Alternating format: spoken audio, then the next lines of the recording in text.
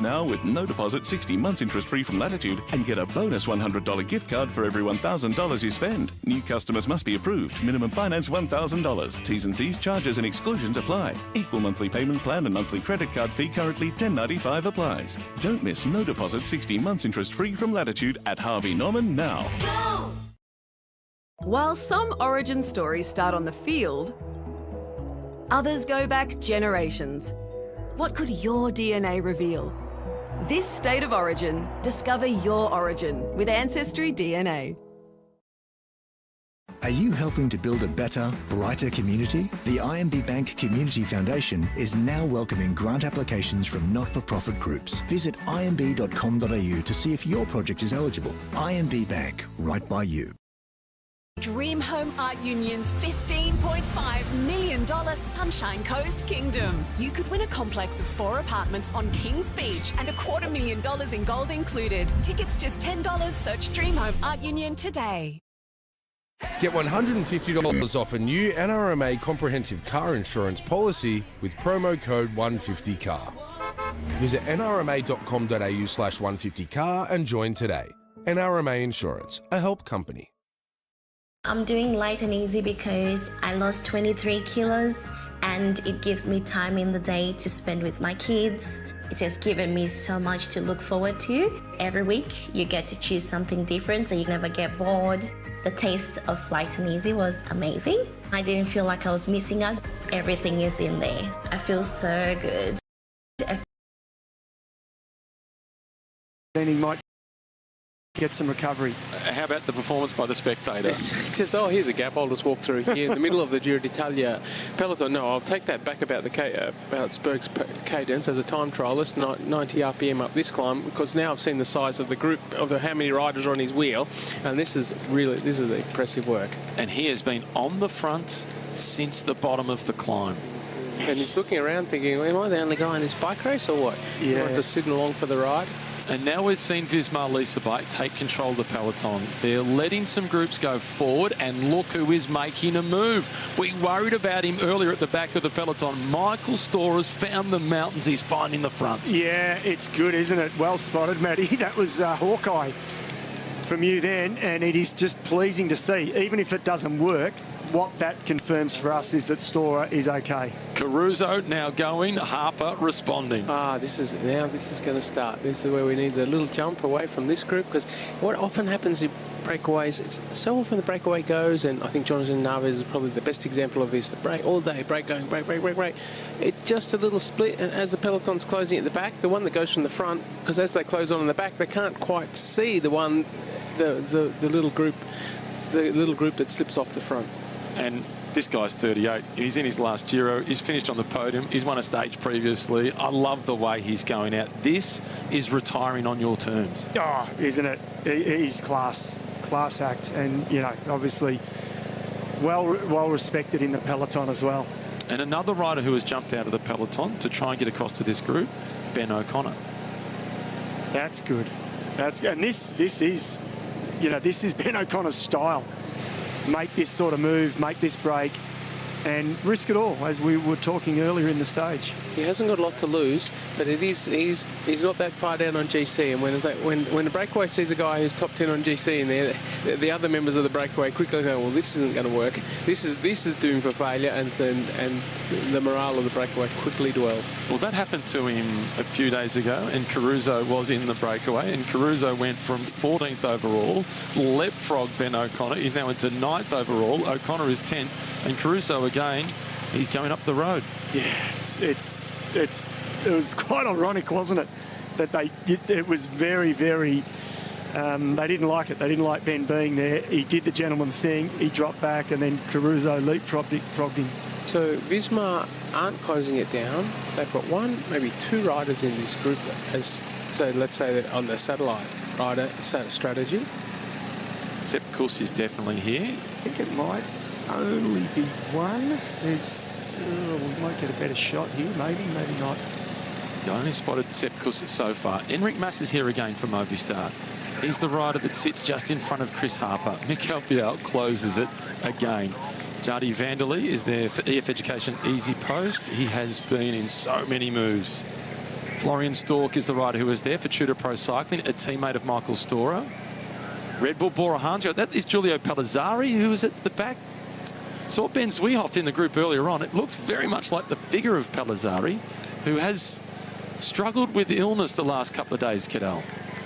Yeah, he looked to be so well positioned right alongside there with Jai, and then faltered a little bit in the second week there behind Jonathan Navarez.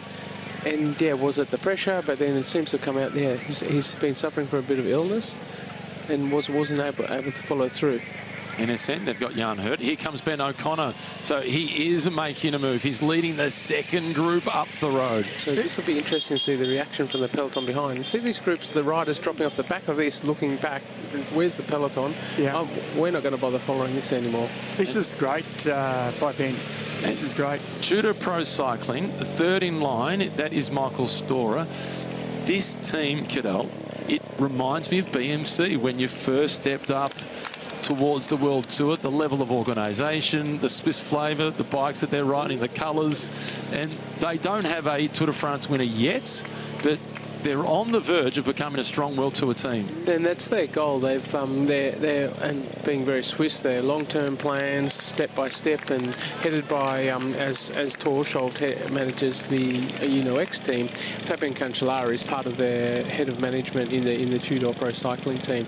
They're certainly a team that have a long-term view, and they've got assigned riders for long-term contracts. And so it's great that a great sponsor is in coming to cycling with a long-term view for the health of cycling, and to be able to properly structure a team with a long-term plan. The other rider that was in the group with the riders from Tudor Pro Cycling was the Canadian Derek G, and he starts the day in 6th position overall. What this is doing is really, I almost didn't expect this, to be honest, to see someone like Storer G, riders in the top 10, attacking the bunch on the first climb of the day. This is, I've talked about it from the very start of the Giro and throughout. The biggest capitulations to me happen at the Giro d'Italia in the third week if you compare it to the other two Grand Tours. The biggest capitulations happen at this race, and this is setting itself up for that. And when I was asking you about how do you think Jai Hindley's going, and I think you hit it on the head, Cadell, if he can just maintain, someone around him is going to capitulate. Yeah, I'm certainly thinking like at least one from the first 10 today is going to have a bad day, fall out. Someone else is going to enter, maybe from someone who's in the first 20 who is in a breakaway or something. But and probably again the same tomorrow. Though this year's Giro d'Italia overall hasn't been so crazy hard. They're taming it down a bit, maybe to attract someone like Jonas Vingegaard to come and try the Giro to a double.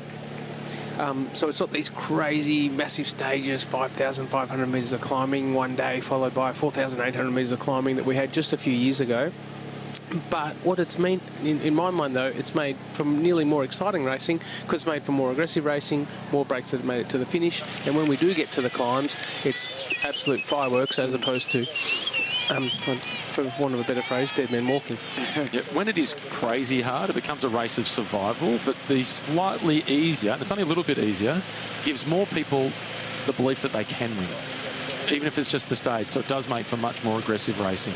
And much more exciting racing and viewing. And yeah, I mean, it's the distance of the stages which has been the biggest change, hasn't it? So Will Barter is on the front of this group. In second position is Matisse Rondel. You haven't seen a lot of him, but I get the impression that you're impressed with what you do see. Yeah, someone I've sort of followed fondly, young rider up and coming, certainly not an underdog, but an interesting ride to watch for the future. I've been watching him from the start, and I was wondering, yeah, surely he'll be here with Michael, and it's a great way to be there, be amongst it.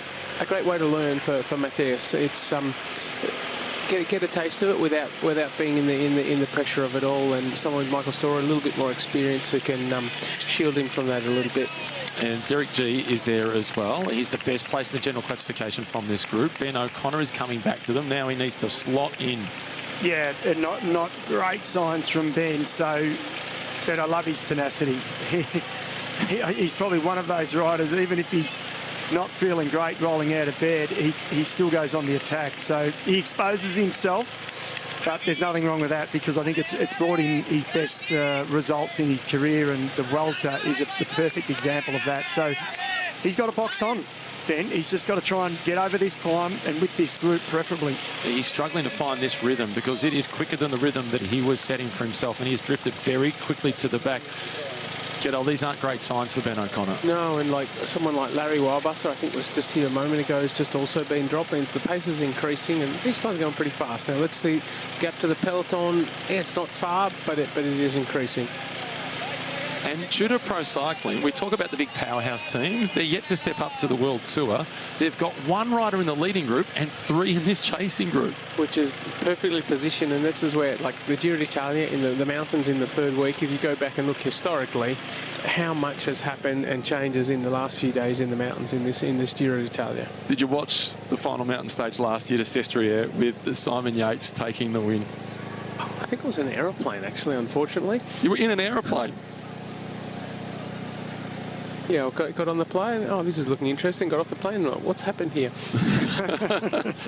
What's happened here? Alberto Bettiol. He's won a stage already. He's been a winner of the Tour of Flanders. We've spoken about it a few times. He's got 7 or 8 professional victories, and every one of them big, real big. Yeah, to finally come through, and here I was teasing him in the first week about how many 4th places he's got in the Giro. And then he came through and proved me wrong in Verbania, which isn't so far from where he's based in Ticino. Number 72. That is a cyclocross specialist in his first Grand Tour at 32 years of age. That is Toon Arts still holding on. That's impressive, isn't it? He won the bunch kick the day Alex Segart won. He was wrapped, but he said, you know, I'm second. I realise now I was so close to a win. So that's impressive. What's not impressive and what we're not enjoying seeing here is the Australian Ben O'Connor. He's just rocking and rolling a bit. He's suffering, and as you pointed out, Matt, he very quickly went to the back of that group, including Michael Storer, and now he's since been dropped from them. But he's going to fight on. At this early in the stage, Cadell, it's hard to give him any advice, but what can he do from here? Yeah, it's not a good sign, and like we said, they're on different trajectories, and unfortunately Ben O'Connor was on the worst trajectory of all our 3 Aussies in the first 10. And when you're on this first climb, and you know it so well, and like Caleb was touching on before, you especially on the climb as a GC rider, you almost know exactly when the brake's going to go because you can feel it in your legs. Okay, the guys are getting tired now. Now at this point, it's either going to be a GC rider goes or a really strong guy outside of GC, and no one's going to be able to follow them. And when you're on a climb like this, you know exactly how many riders are going to finish in front of you. You know exactly when you're starting to get dropped, how many riders you hope are behind you.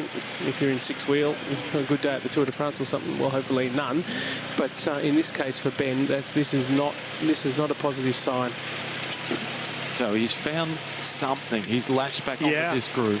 He's got back 5 kilometres from the summit, so he's just got to count it down. He's got to count down the metres, and as you said earlier, Cadell, you can start a stage not so good, you can wake up not feeling great, and you can ride yourself in on a day like today. It's possible, isn't it? You hope so, but if you're counting the metres from this point and you've still got some 4,000 to go, that's a lot of counting. That's a lot of counting. Unfortunately. I was trying to be positive.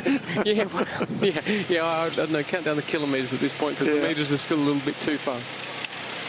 Oh, here he is at the back. This is the second group. Looks like he might be on target to finish 3rd in the WA Cup because Jai Hindley, he's back in the peloton with the pink jersey. Michael Storer is moving forward with this group, and Ben O'Connor is struggling.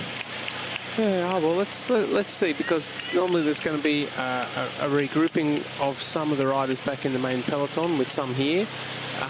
Is this the time? Maybe Ben at this point, if he's not feeling comfortable now, just take it easy, go back to the main GC group because you're still ahead of the pink jersey, which is when you get dropped from that group, then that's real time to panic. So let's see how he manages it from here. But yeah, what can you do in this point if you've got bad legs and feel terrible? You just got to tough it out. Yeah, it's not a particularly long descent off this climb either. They go over the top of this climb and they don't get back down to the same altitude in which they started. So they spend the first few climbs, Cadell, they go up 2 steps, down 1 step, up 2 steps, down 1 step. It getting higher and higher until they get to 2,000 plus switching metres. between One Valley and Val di Cadore, I think they drop down into. And let's see if I remember, when we get to the top, it's a big open field on the left with a hotel there. I think I stopped and bought a panino there a couple of years ago. See if my memory serves me well. It's a beautiful view from up there as well. Was it a good one? I think it was. It was probably that I was riding up in these climbs. As a retired bike rider, any panino would have been good. Well, they've got 4.5 kilometres to get there, and we'll have a look for the cafe. Chris Harper is setting the tempo at the front. He's got Jardy van der Lee behind him. The Dutchman is hunting the points for the King of the Mountains classification. He is, and he's been good, but I think this is the best he's looked, actually, on these tough stages. Van der Lee, he's really riding within his own zone. He's obviously handled this group, and this has been, as we said, it's been a tough climb. They've gone really hard. And here is a look at one of the most spectacular landscapes you will find anywhere in the world. And the weather conditions, they're ideal for now. Let's hope those clouds don't bring anything with them. What do the Dolomites mean to you? The Dolomites, everyone often asked, let's go back to the race for a moment here, because this is going to, I'm interested to see how this shakes up and reduces this group. Chris Harper, this is great, moving across here. This is managing your energy well. I'm surprised to see it being Alberto Bettiol to be the one that's attacking. Why is this happening now when they're riding a pretty solid tempo anyway? Yeah, well, Bettiol feels good. He wants to enter into the WA Cup. I don't know.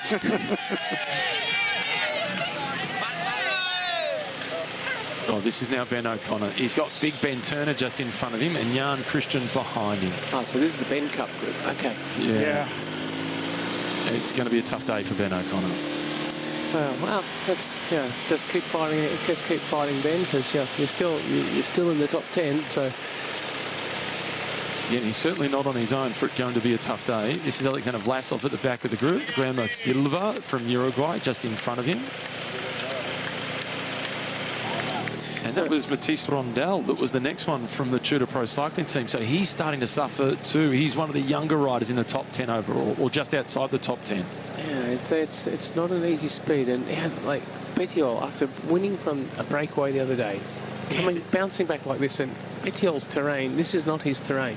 This is impressive, isn't it? Yeah, this is impressive. That's the word. Well, he's went into Verbania. He said it was his second home because that was the home of his girlfriend. That's where she grew up. Her family was there. His family was there. It was a classic Bettiol win. It was very emotional across the finish line. We've said it, but he is one of those rare riders that, wins, and I'll switch the way we say it, wins big but doesn't win often, because his first pro win was Tour of Flanders. That's almost unheard. It is unheard of. It's since his whole career has been like that. He doesn't win much, but he doesn't waste his time winning small bike races. He just says, I'll just get the big ones. National championships. Yeah, classic. Stages. Grand Tour stages. Yeah. Well, Tim Rex is now sitting on the front. He's doing the job again for Visma Lease bike. They're in a good position. They've got 4 riders surrounding the pink journey of Jonas Vingegaard, and they've got 1 out in front in the breakaway, Sepp Kuss, who's probably been given the green light to go for the stage victory, but be on call if needed for Jonas. That's a dynamic.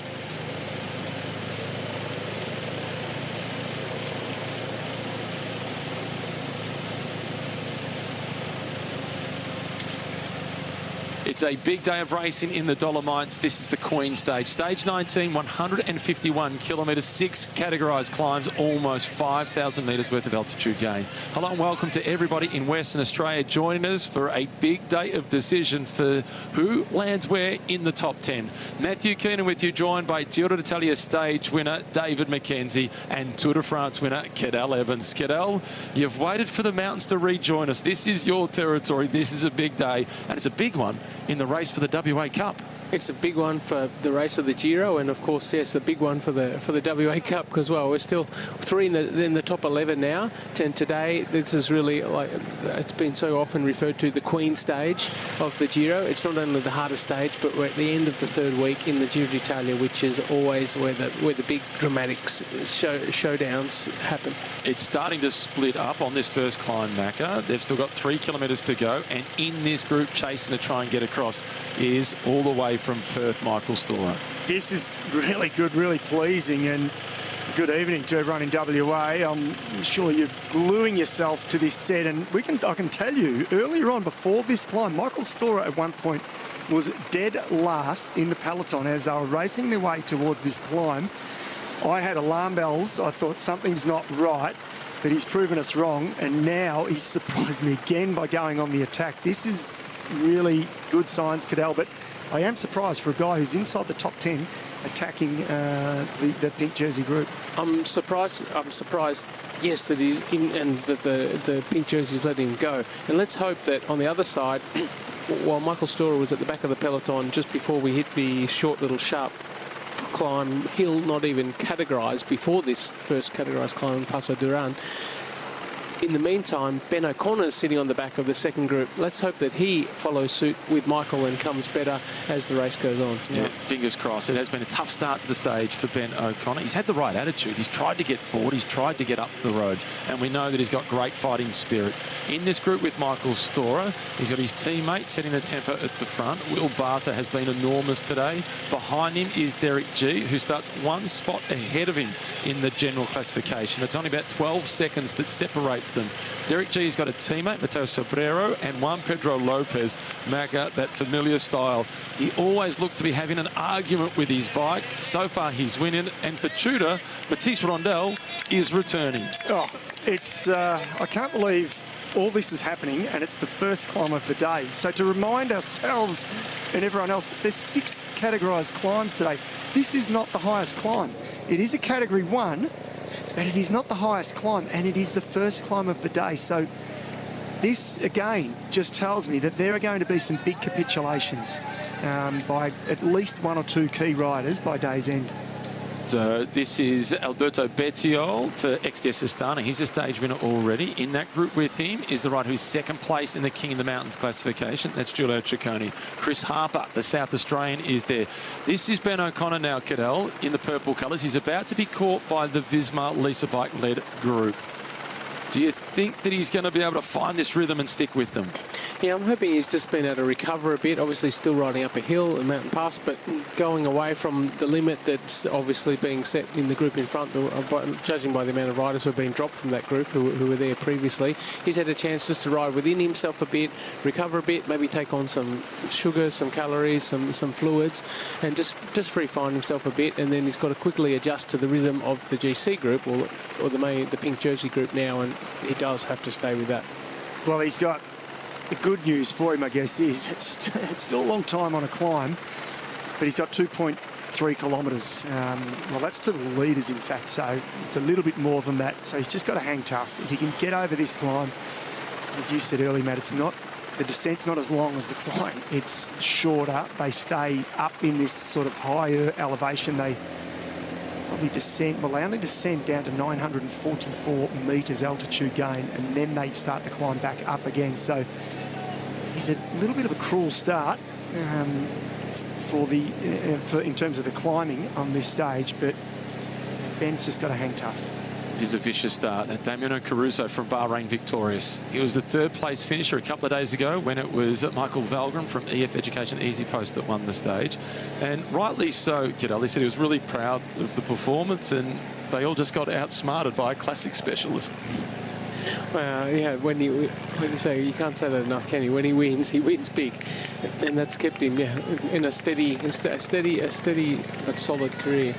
Look who's coming across. Well, Pools from Unibet Rose Rockets turning the clock back. Yeah, you mentioned him at the start of the stage. I thought, well, that's one that I hadn't considered. I'd like to see him. I'd like to see him have a good one today. And Rose Rockets, like most Australians, I'm here to cheer the underdog.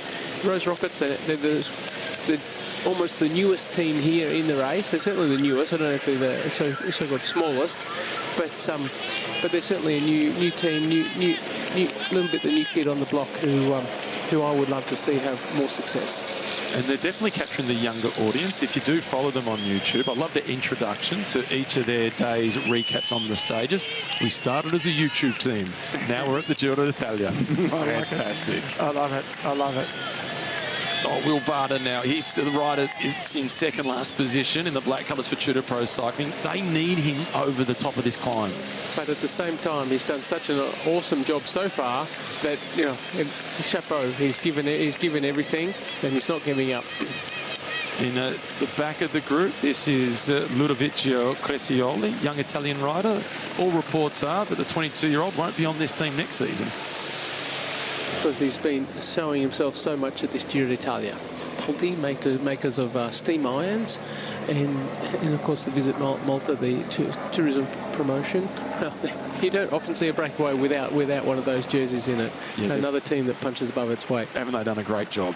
And Chris Harper now at the front of the lead group. This is the stand-ins for the King of the Mountains classification. Vingegaard with a significant lead over Giulio Ciccone, followed by Felix Gall, Einar Rubio, and then Jardy van der Lee. Van der Lee is also in that front group, and he wants points at the top of this climb. Category 1 climb, Macca, 40 points on offer. Oh, this is it. This is the start of his campaign, if you like. The campaign started 2 weeks ago for Giulio Ciccone, but in order to win it, he's got to collect maximum points. He's got to start off on the right foot on this climb. And as you say, Van der Lee will challenge.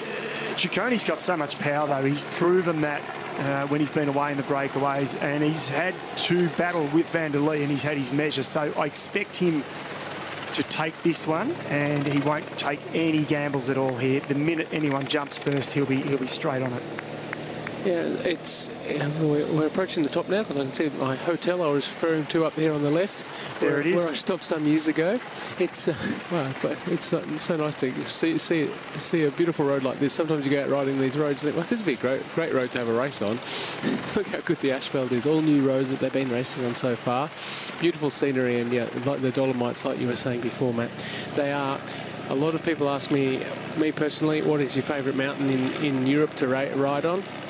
But the Dolomites are definitely the most scenic of all the mountains in Europe. And we're seeing a great display of them today. Bettiol still sets the tempo. Harper in second spot. Then it's Jardy van der Lee. For the man in the blue jersey, Ciccone, he's got that jersey on loan. He's 81 points behind the lead of Jonas Vingegaard. This is a Category 1 climb. It's 40 points for the win. He can almost cut the deficit in half in the next 200 metres. He's waiting patiently. And Rubio on the wheel as well. He's been challenging a couple of days ago, didn't he? But he had the measure of him, Ciccone. Van der Lee goes first. Ciccone fires over the top. Here's 40 more points. He is going to be just 41 points behind the lead in the race for the King of the Mountains classification. He's won this competition before. He's won it at the Tour de France. He's hunting it again in 2026. Yeah, and look at the power and the acceleration. They're just no match for him, especially when they try and race him like that.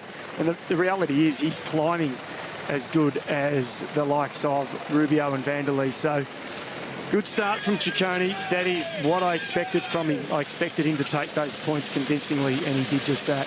The Storer group now approaching the top of the climb, setting the tempo at the front. That's Florian Stork. He was in the leading group. He's waited for them. And he's dropped back here, but they've got great numbers in this group before. They're building a new hotel from where I stopped to buy a panino, and I see. They want to welcome you back. I better get back over there, right? Go back and try out their paninis. 4 guys, yeah. 4 guys from Tudor. This is a game plan. You don't just fluke that, do you? By getting 4 guys up the road. This is unusual. And I'm thinking Visma behind, Ciccone's out there. They're probably let's let Ciccone go do his things, get his mountain points. I can't imagine that Visma are going to be too worried about the mountains jerseys. They're going to be thinking about GC, maybe Pigansoli as well, having a chance. Or they've also got Sepp Kuss in front, who, if they don't want to control the race all day, they're pretty well positioned for a rider to go for a stage. With Decathlon, they've taken a different strategy. They've got all their riders back here supporting Felix Gall. They've got good numbers. Yeah. No, this is smart. And look, it's conservative. And from a spectator's point of view, I'd love to see Felix Gall on the attack. But it's actually smart. It's smart. Sit, wait. He wants to consolidate second. We talked about it at the start of the stage, this is career best form for Felix Gall. And I think Felix Gall today, he climbs, he's light, and when he climbs, he's got this real high cadence. He can't do these big, strong, powerful accelerations, but it's steep. It's after a lot of climbing today, and it's steep and it's solid, that last climb today. It's not far, but it is 10%, 3Ks, 15% at the start. I'm interested to see how he can go there. And if he does like what he did on the blockhouse, hangs back, maybe he's going to put that nail in the coffin for that second place on GC. And you think he's more suited, or it will suit him better, the higher altitude as well? Yeah, I'm thinking he's going to be more suited to today. It's third week though. Yep. That comes into it. Don't know so much about his experience in the third week, but he's certainly well positioned. Well positioned for where he is, and that day where they were riding so aggressively, unlike they're taking a different attitude today, may have helped them. This is the chasing group. In fact, no, we're back on board with the Harper group. They are flying down the descent. So that's 1 down, 5 to go. They're heading towards the Valley Road. Caleb Ewan is ready to rejoin us in commentary. Stick with us, stage 19 of the Giro d'Italia.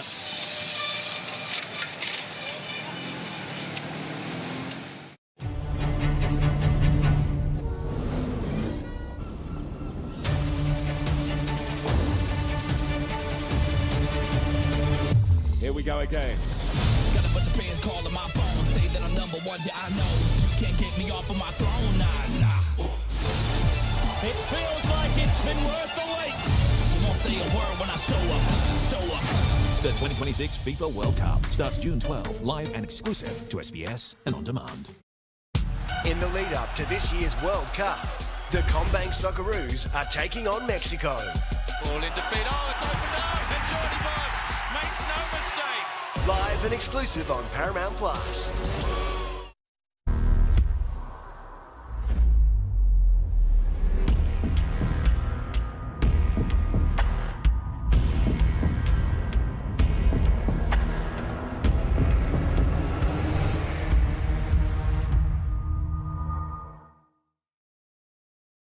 Are you helping to build a better, brighter community? The IMB Bank Community Foundation is now welcoming grant applications from not-for-profit groups. Visit imb.com.au to see if your project is eligible. IMB Bank, right by you. Let the hot water savings flow with Solar Heart. Right now, get $1,000 off a Solar Heart solar water heater or $500 off a Solar Heart heat pump. To start saving today, get smart, get Solar Heart. Go Harvey Norman. Buy now with no deposit, 60 months interest-free on a participating Latitude credit card and get a bonus gift card up to $1,000. Shop our huge range now with no deposit, 60 months interest-free from Latitude and get a bonus $100 gift card for every $1,000 you spend. New customers must be approved. Minimum finance $1,000. T's and C's, charges and exclusions apply. Equal monthly payment plan and monthly credit card fee currently $10.95 applies. Don't miss no deposit, 60 months interest-free from Latitude at Harvey Norman now. Go!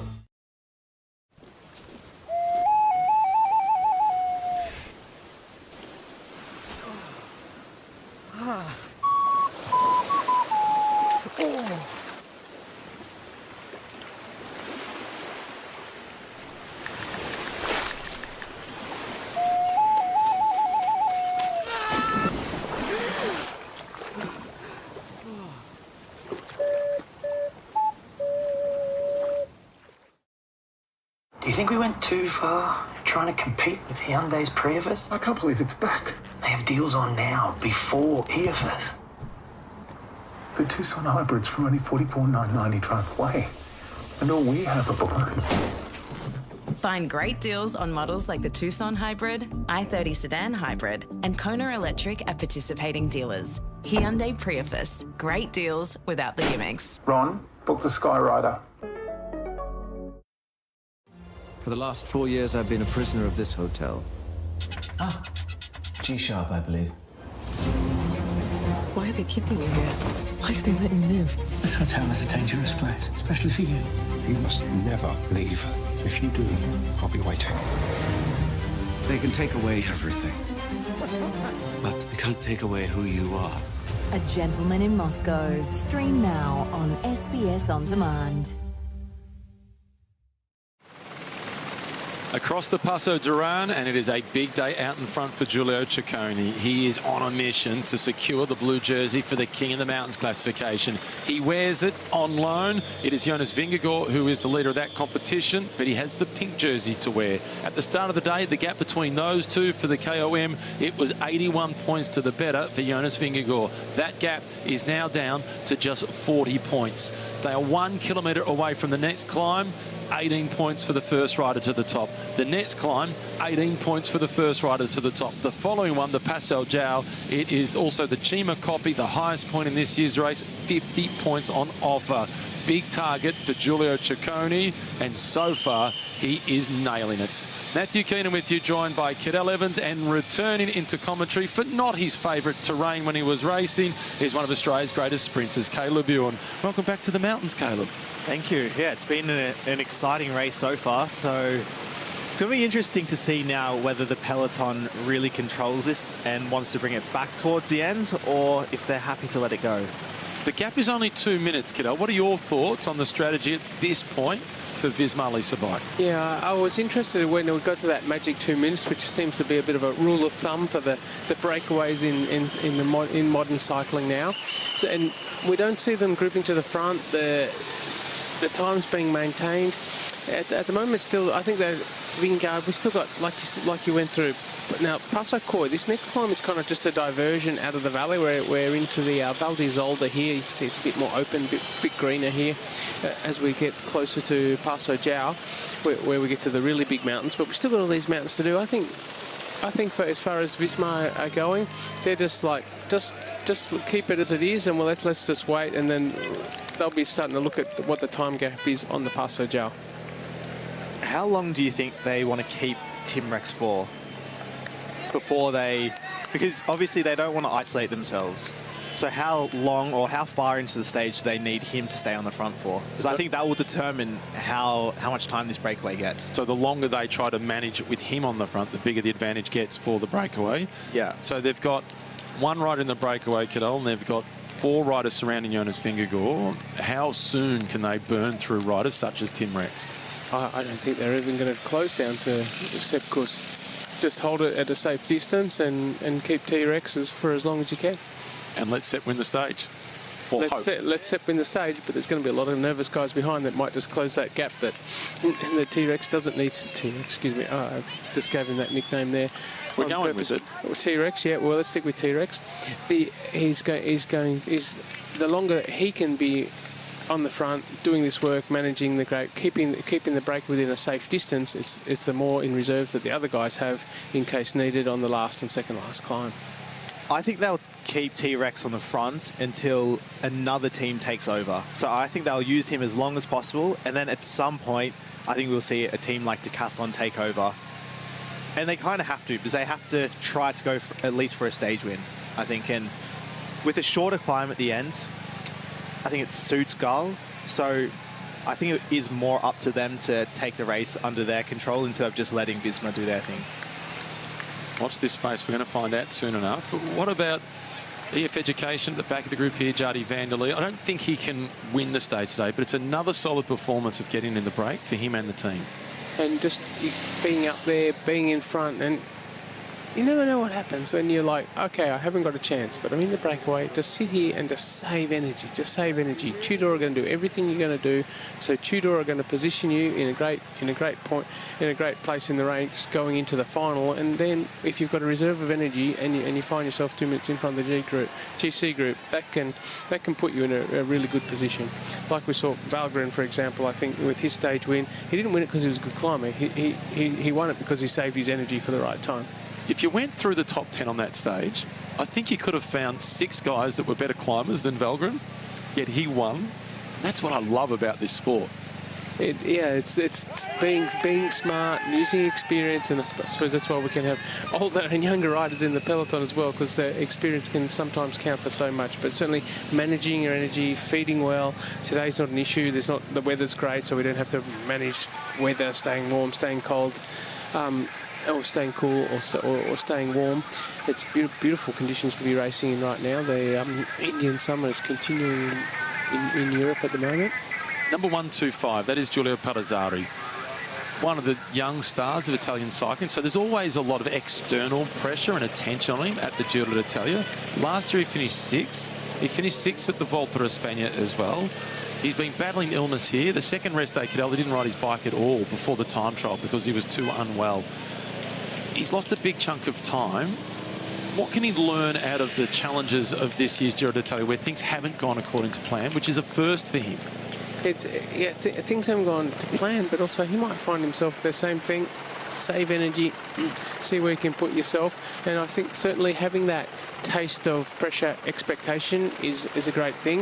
I think Picanzoli is now the one we should be watching as a young Italian coming through, because he's seeing it firsthand, having the pink jersey, how to conduct yourself with the pink jersey in your team, but he's also getting a good roll. He's also getting a free roll every now and then. He's, in my mind, just been digging just a little bit too deep in a couple of stages, but he's sort of the young one that's on a now. He's sort of taken over as the young rider who the Italian fans can be looking to for the future. A look across the other side of the road, Caleb, and Tudor Pro Cycling with Will Barter, the American time trialist. He's turning himself inside out for Michael Storer. Yeah, he is, and they've done a great job to have 4 riders in that group, so they're closing the gap pretty slowly, but they have them in eyesight now, so that always makes it a lot easier. But, Cadel, I'm going to go through a few what would you do, starting with Michael Storer. What would you do? 7th position now. He's about 2:45 off the podium. I'm guessing his plan is to try to get to the podium. It's going to be tough, but it's not impossible. If you're 2:45 off the podium, how are you racing these next 2 stages, and how are you racing today's stage? Well, you certainly want to be making time on the climb.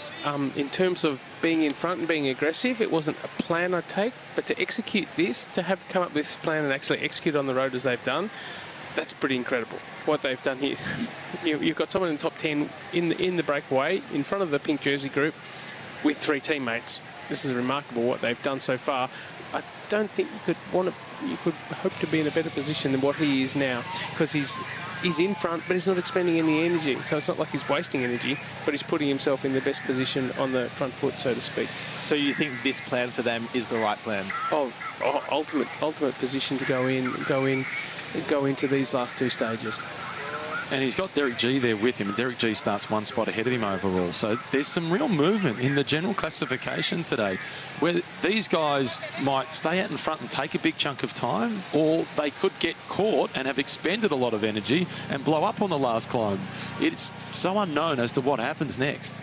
Yeah, I mean, that's where, though, this is the fact that Michael Storer has 3 teammates here. He's in the breakaway, but he's not expending energy, and that's putting him in a pretty unique position.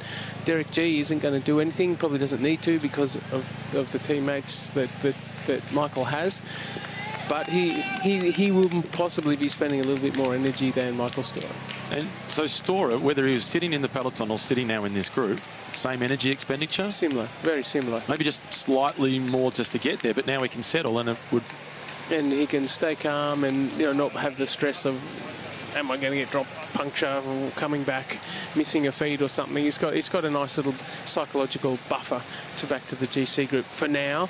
But yeah, let's see when this Visma turn the screws up later in the stage.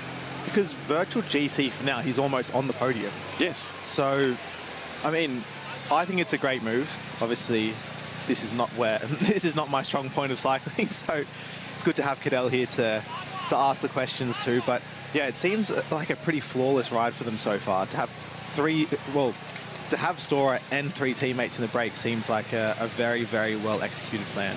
Yeah, how they got there, that's remarkable.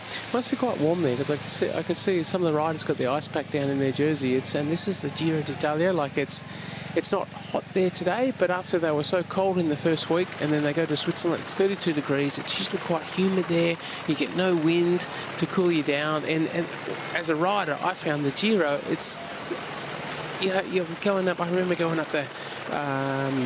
Not the Marmolada, near the Edrola Pass there, and we go over the top. We're down in the valley in the through the apple groves. It's 25 degrees, humid. You can't. The sweat doesn't evaporate off you. You go over the top of the the famous climb there, 6 or 7 degrees. You can't see the descent, the road in front of you because it's so foggy. Your teeth are chattering to descend down to the other side. The change, your body just can't adjust quick enough to the change in temperatures. The Tour is consistently hotter, but it's that change in the Giro. In this Giro, you've gone from one day almost getting hypothermia to a couple of days later, if you didn't put sunscreen lotion on, you would have been sunburned. Yeah, well, yeah, you don't get very sunburned in Europe, but the heat there, like Switzerland, Ticino there where they started in Bellinzona, it's hot, there's no air movement, it's quite humid, it's really quite uncomfortable. After you've come from 6, 7, 8 degrees to jump into that, your body's keeping itself warm still. Looking at the lineup of the riders in the general classification here, there's 3 riders who start the day inside the top 10 overall who are in this breakaway group. One of them is Derek G, who sets the tempo at the front. Another is the Australian Michael Storer and Damiano Caruso from Bahrain victorious. At what point, in terms of the time gap, do we see some of the other teams back in the peloton start to think about defending their spot inside the top 10? And that's where I think we're going to see maybe a decathlon or someone, not necessarily there. I don't think they'll be the first ones to move, but someone's going to be a bit nervous. Maybe Red Bull, Ineos? Or it'd be between Ineos and Red Bull. One of them's going to have to move, and probably they're going to getting nervous before Visma. There's a lot of pressure at the back. This is Juan Pedro Lopez. He is struggling to hold on. The rider that we saw getting dropped, that was Igor Arrieta from UAE Team Emirates. Ciccone now setting the tempo. He's got a lot to ride for. De Passo Coy, you know it well. What are the key characteristics and the biggest challenges of this climb? Yeah, no, Passo Coy, this one's like a little diversion out of the valley. It's strange that it gets such a high ranking, I think, because like this is categorized as a category 2, Passo Coy, but you go over Falzarigo, the top of Falzarigo, the road is as high as the tip of Mount Kosciuszko, and it's only a category 2. It seems, to me, the Falzarigo seems like a much harder climb than Passo Coy, which is just a little diversion in the valley. I like that couch up on the cherry picker there. That was beautiful. But what about Ben O'Connor? He's now getting dropped from the pink jersey group. Yeah, that's not good signs for him. To be honest, I like that he tried. He went all out. He tried to get in this move. He tried to do what 3 of the other guys in the top 10 have tried to do. He left it all out there. He went for the best position possible. It hasn't worked out, and he's been dropped. But I prefer to see that than him just sitting in the bunch and hoping for the best. He was trying to bring the race to himself. Didn't work out this time, but that's the way he races in, and it's worked for him before. Unfortunately, this time it hasn't worked for him. Yeah, you referred to Murray, top 10 for him or 11th that's not what he wants. He's sort of podium or not trying.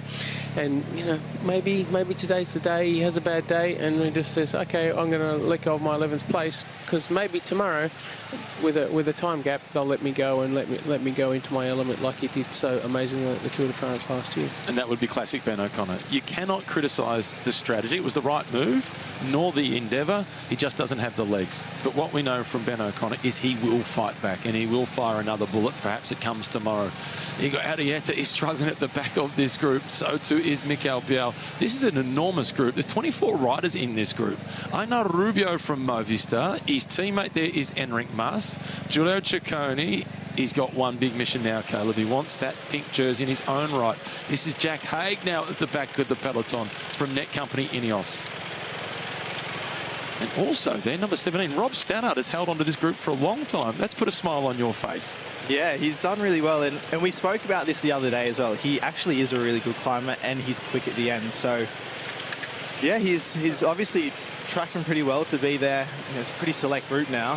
That's a real sign of quality, isn't it? In the third week to be there in the mountains at this point. Well done, Rob. And after all the turmoil that cycling put you through just a few years ago, to come back and be there so solid. There's just only quality bike riders in that group at this time at this point of the race. Yeah, it's a very small peloton. It's still big at T-Rex, as Cadell has labelled him, setting the tempo at the front for Visma Lease bike. Meanwhile, in the virtual general classification, Derek G has now gone past Jai Hindley. He's now up in a 4th position. Michael Storer has also gone past Jai Hindley. He's up in the 5th spot. So Michael Storer is now the leader of the WA Cup. Damiano Caruso has moved up to 8th place. Matisse Rondel has gone from 12th position up to 9th. And David De La Cruz is on the brink of breaking into the top 10. It's moving day at the Giro d'Italia. Well, Igor Arrieta, he keeps running off the side of the road. he must be either really exhausted or having a shocking day. He's seeing cross-eyed at the moment. He is going deep.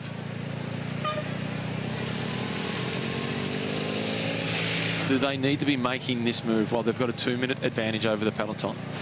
Yeah, or just looking at the points there, and Movistar's one of the teams. There's a couple of teams, like we spoke even in the first part of the week, the desperation, and just played again today, Picnic, Post, trying to get in the breakaway. Warren Barkeel, Caleb, you pointed out, looking to be expending way too much energy at the wrong point of the race. Movistar as well, really, I think, getting desperate now. And the whole balance, I think, like Ciccone being out in front today is a little bit resurrection and saviour after the loss yesterday by Jonathan Milan.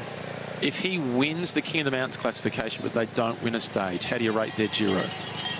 There's the team lead on track. Even they won 6 stages last year. Oh, I think Jonathan Milan won stage after you won 6. Winning one's not really successful, is it? Winning none is it's really falling short. You're trying to be polite. I can see it. Yeah, the words. There was an F word that wanted to come out, but it had 7 letters. Trek. They were, because they were criticised initially coming in for bringing too many for the lead-out team, and they haven't won there. And then you got Derek G and Giulio Ciccone up in this group, but they can't really help each other because they've both got their own Mountains jersey and GC to race for, and you've got the lead-out men, which didn't do well, not nearly as well as Soudal Quickstep did yesterday in the final, who haven't been able to deliver their man across the line first yet. Well, with 80 kilometres to go, Caleb, spare a thought for Igor Arrieta at the back for UAE. Yeah, it's going to be a long day, but there'll be a lot of riders behind that he can also obviously ride with to the finish line. The race will be split to pieces now. But just going back to Trek, I think it's going to be enough for them to hide behind to say it was a success for them.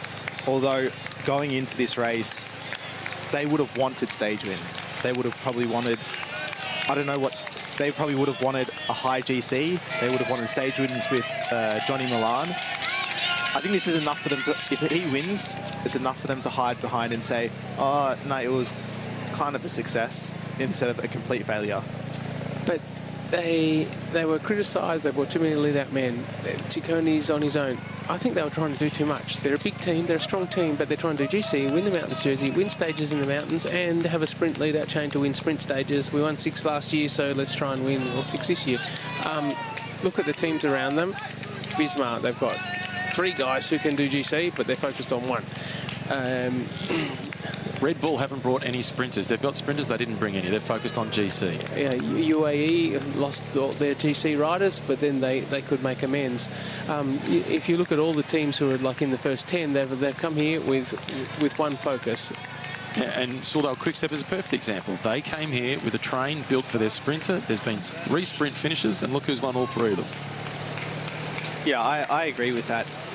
When you come to a race at the highest level, you have to bring a team to support a leader.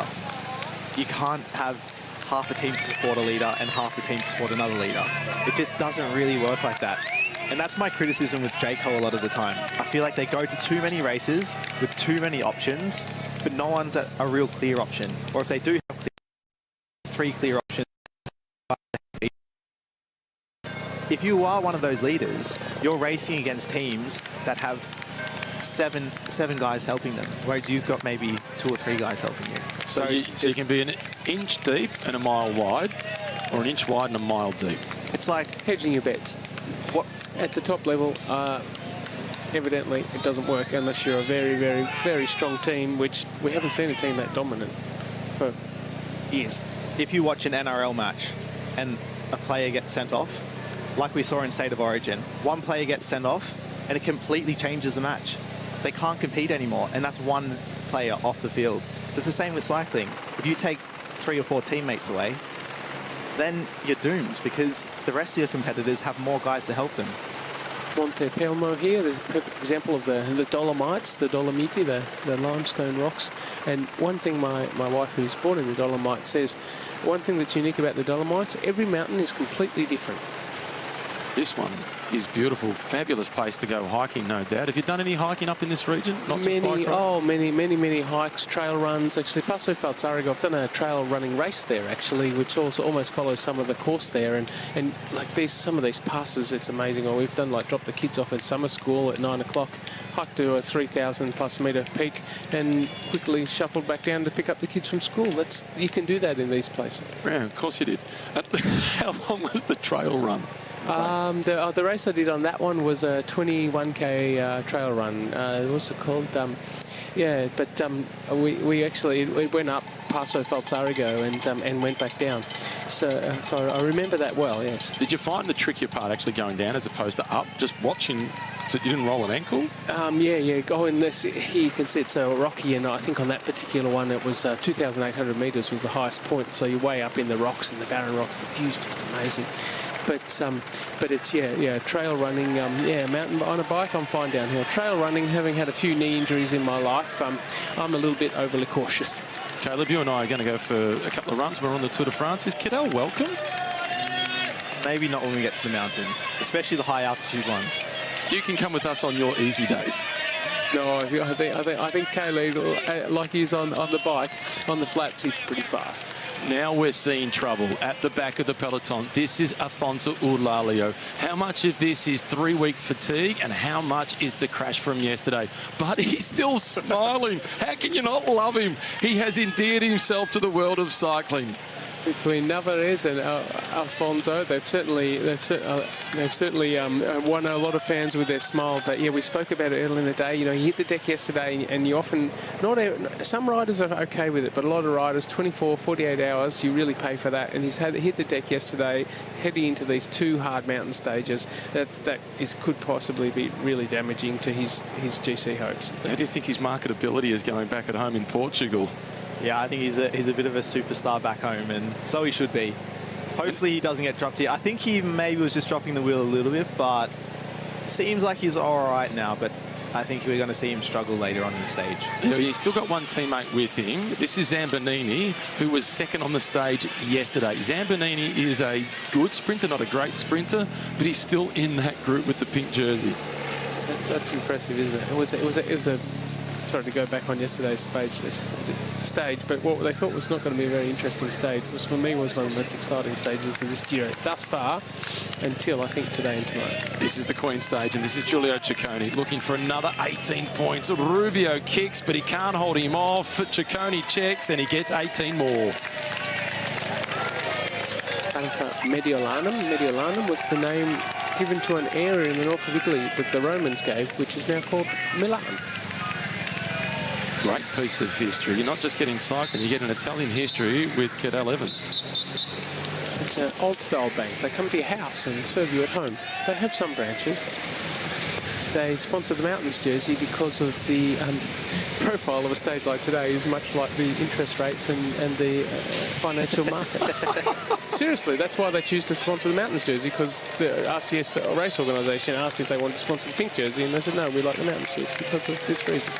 I love it. We've got history, we've got rationale for the marketing policy, and I thought he was doing comedic material as well. That is brilliant. So the gap now for Giulio Ciccone in the race for the King of the Mountains jersey is down to just 23 points. And the next climb that they go to is another climb worth 18 points. But the one after that, the big one, Passo Giao, is worth 50 points. And this is what we were talking about with the investment of your money, Cadel. They've invested a lot going up. They've just done 6 kilometres worth of climbing, and they only get 2 kilometres worth of descending. I want my money back. It's a bit like putting your money in the bank, isn't it? Forcho Stalanza, another one I don't know, just a little back road here. You can see by the asphalt, it's small minor roads, and there's so many of these. You can spend just days, weeks, months riding all these little roads in these mountains here. And look at the good numbers there for Decathlon. This is the team that is protecting Felix Gall. He's in second position overall. He was the first of the riders from that team. He's another. His contract is up at the end of the year, and there's rumours again of Lido Trek trying to sign him. And Bernie Diesel, one of the team managers of that squad, he's Austrian. He's known Felix Gall since he was about 15 years of age. Team cars here have been stopped. Yeah, Tim Rex is still making his way through, but Felix Gall, Bernard Eisel was asked the question, are you trying to sign him across to your team? I said, I'd be happy to sign him across to our team. But if he's available, given how good he is, there's about 18 other teams that want to sign him as well. I thought that was a nice way of deflecting the rumour mill around Lido Trek trying to sign him. Do they need him? I feel like they've already got too many leaders in their team. Do they need another leader? I don't think so. I don't think so either. I mean, we just spoke about this, them coming to this race with too many leaders.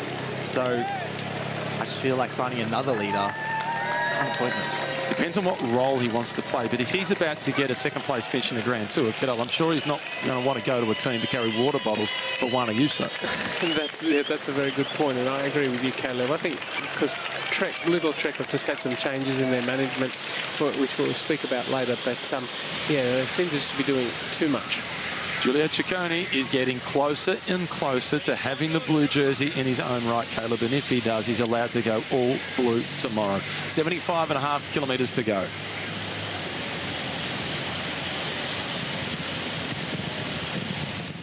That's great. Turning over a new leaf. Well, I've had a job and been sober for well over a year. Did somebody call a doctor?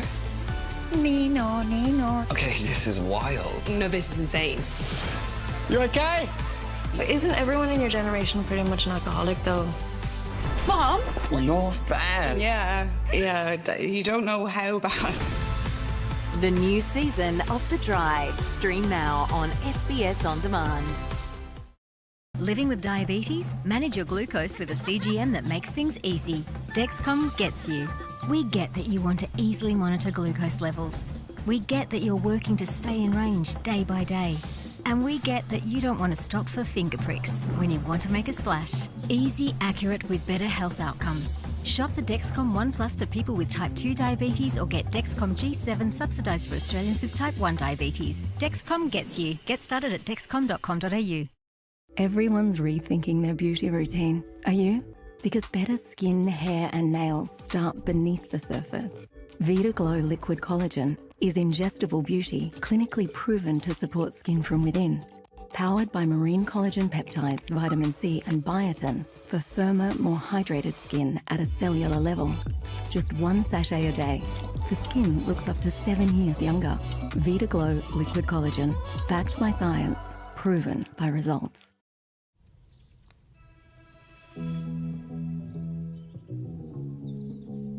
A lovely day. Lovely day. Lovely day.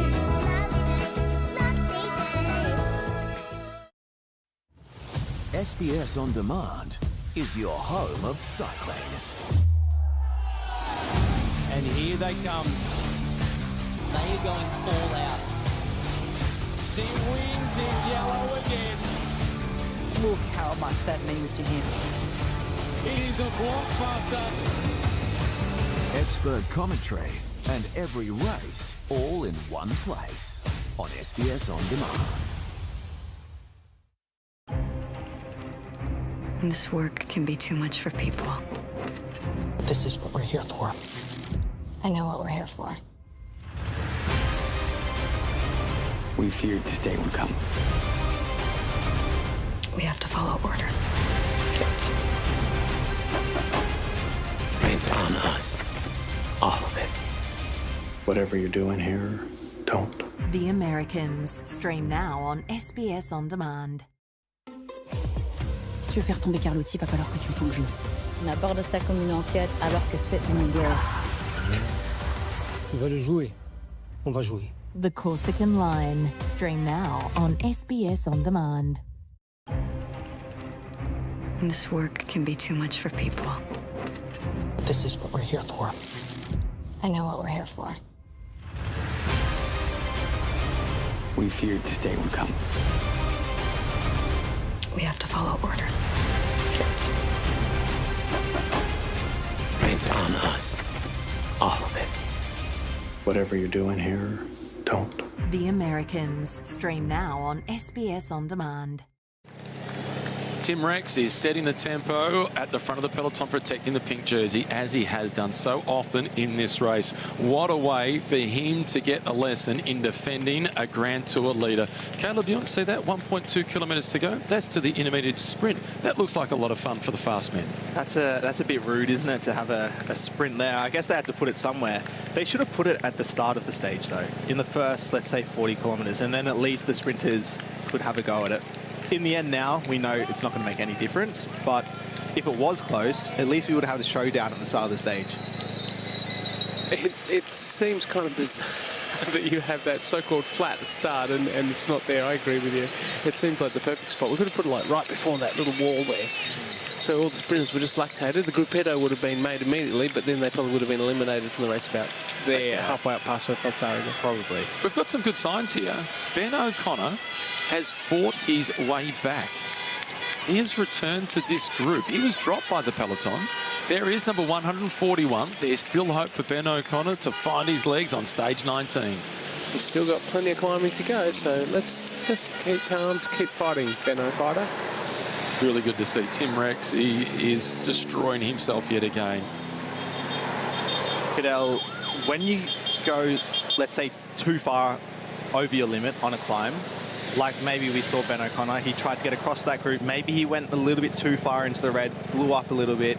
How do you manage that to get back onto, let's say, a decent level where you can get back into a good rhythm and everything? How can you recover when you're climbing like this? Very, very individual.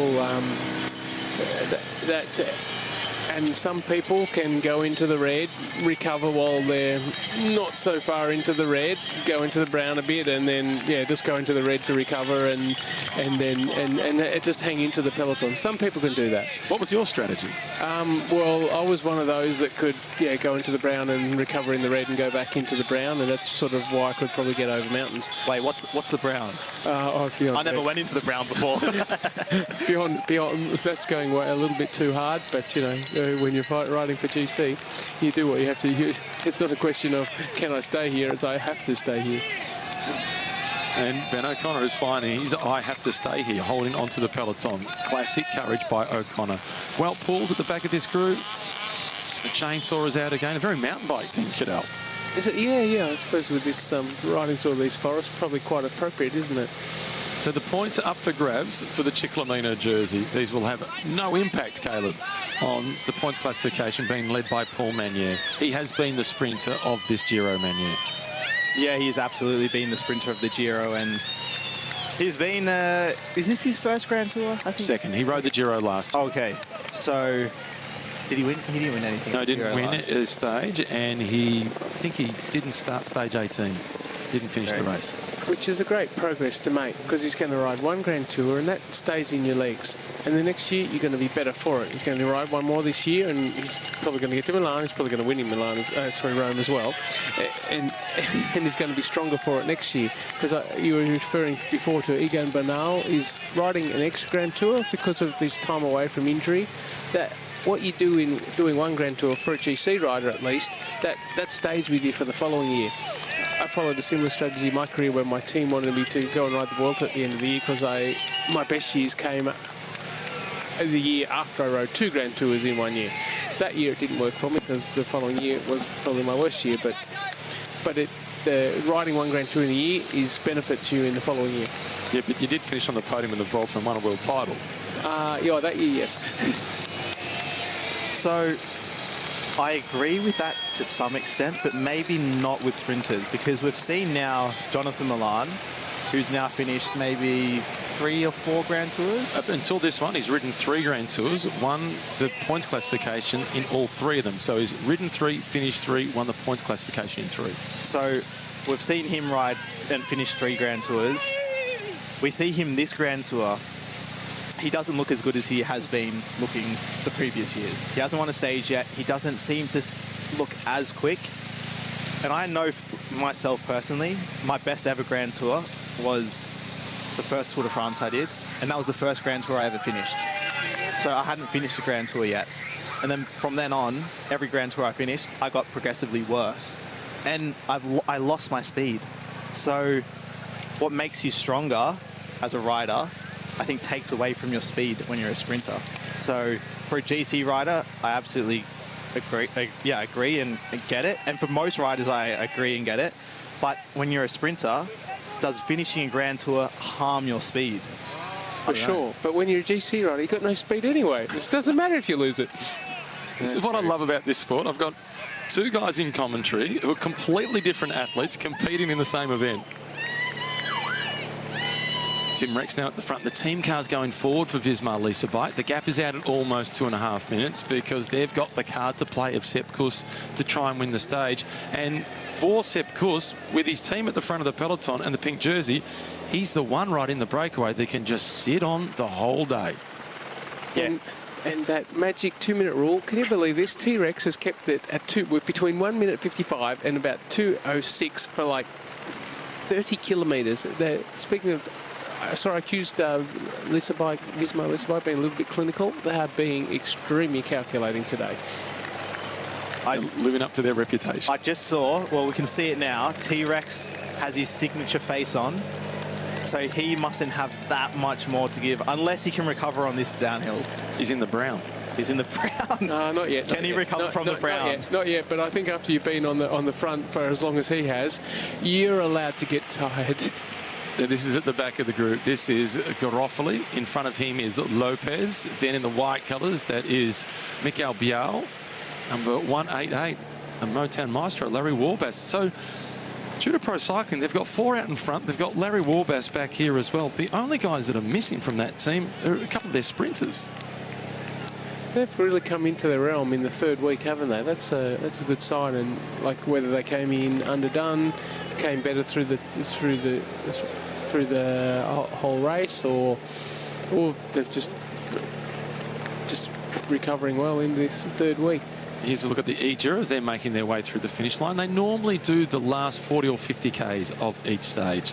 A chance for some of the former greats of world cycling to ride with some weekend warriors. So all of us as Aussie cycling fans watching this now, we want to know, how is Jai going to get himself onto the podium? Cadell, what would you tell him? Sit, wait, save everything for the last climb. Today. He's 57 seconds off second place. He's only 33 seconds off third place. And what's the difference in the final week, in the third week, in terms of the power that you can generate, your power output on a mountain stage now versus the first mountain stage on stage 7? And certainly, well, for the sprinters, you lose your speed, don't you, as you go into the tour, because you're getting this neural fatigue and just general fatigue. The GC riders, well, some of them, if you're going good, I think you're going to maintain it through the whole race. If it's declining, that's not a good thing, because that's where you lose a lot in these last few days, which is where someone like Tudor, I'd suggest that they've done managed their training and their lead up really well. They seem to be coming into their best going into these last hard days, where you can make a bigger difference, because anyone. Ben O'Connor, unfortunately, is not looking to be on a good day. That can mean not just seconds, but minutes difference you can make today, as opposed to in the first week where it's harder to make those kinds of differences. This is Davide Piganzoli, 8th position overall, 2nd place in the race for the white jersey. He's got 2 minutes and 17 seconds to make up in the battle for white to be crowned the best young rider. Has he gone back to the team car just to adjust the radio, or is he struggling? I think it was just to adjust the radio, because he's been climbing incredibly well. So the art to a Grand Tour, in the simplest form, is whose form can decline the least in the third week. And you've spoken about Tudor Pro Cycling, as we get a chance to see that it's 19 degrees at the top of this climb. That's a lovely temperature. Good news in that regard is that it's also dry, so it's going to be a safe-ish descent. Last year, coming into this race, Michael Storer was in peak form. He won the Tour of the Alps, and he was absolutely flying. And by the third week, he was on his hands and knees. This year at the Tour of the Alps, he was good, but nowhere near the level that he was last year. And so hopefully he's coming better. It seems to be that case. I've actually followed a similar pass myself at Tour of the Alps, totally unintentionally, but things just went along, and you got the leader's jersey, so you take it to the finish. But yeah, same thing. Third week you go on the decline, but that's there's fitness, what you manage, and then there's this form which is sometimes can be a bit magical and mysterious, and sort of comes and goes when it pleases. Among other things, was one of your great weapons your power of recovery? I think that was. Everyone at this level though recovers well. They're huge talents, and they're doing everything that you can possible to recover as best you can. It's also like saving energy, and that's where experience can help you a lot. Knowing when to expend energy, knowing when to save it, how good a teammate you have. Having someone like George Hincapie take that stress off you, and he just keeps into you and like, okay, now it's time to move. Get on my wheel, and he drops you off behind a sprint train or something before they split it in the crosswind, and you're fine. So he says that, follow George. Here's a look at the points from the intermediate sprint. Rubio ahead of Ciccone, Barta, then Zvezda Bardson, followed by Harper. Chris Harper still in that group, just quietly going about his business. A kilometre to the top of this climb, Caleb. 18 points on offer, and that will put, if Giulio Ciccone gets there first, within 5 points of the lead in the King of the Mountains classification. And that was a very, very sticky can of Coke for Enric Mas. Must have spilt a little bit on the can. Oh, hang on. And you've got to have a mechanical to touch the car there, Mr. Mas. It's Movistar as well. They just haven't been able to bring it together. It's another one of these teams that would be getting desperate now and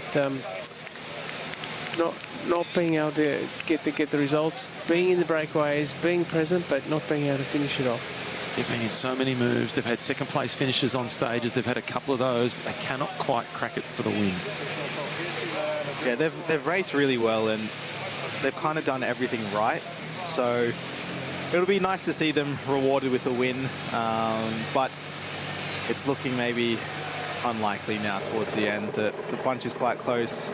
It seems like the bunch will bring it back, but we'll see over the next few climbs. There's still a long way to go. This is Darren Rafferty from EF Education Easy Post. He was in the breakaway. He's now been caught by the Tim Rex-led peloton.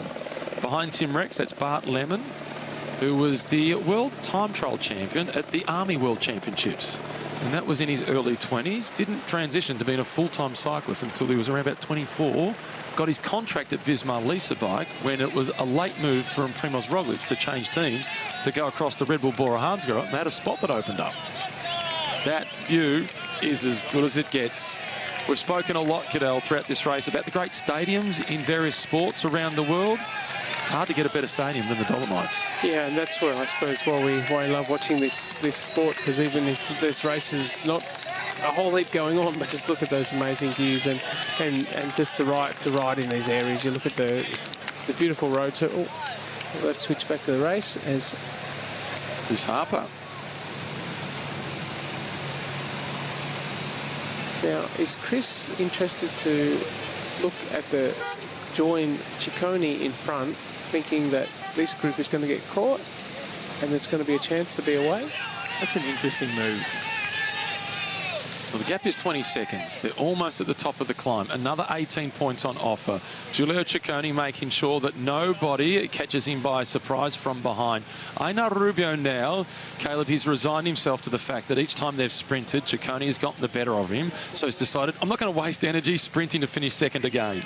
I was just thinking that the last KOM they did, I was just thinking, well, you're probably going to get beaten.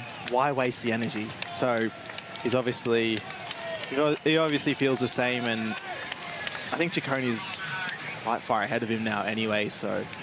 Yeah, he's certainly not a contender for the overall, but just to waste that energy on a day like today, try and stay out in front and think of the stage at this point. Chris Harper was across the top of the climb in third spot.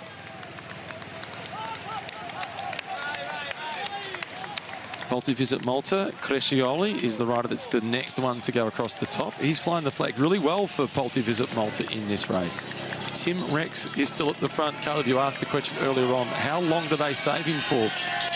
He's still there, he's still motoring, and he is still causing trouble for the guys at the back, desperately trying to hold on. Yeah, he's doing a really great ride so far, and I'd say they're going to try to use him to get as far up the next climb, and then someone else from their team will take over.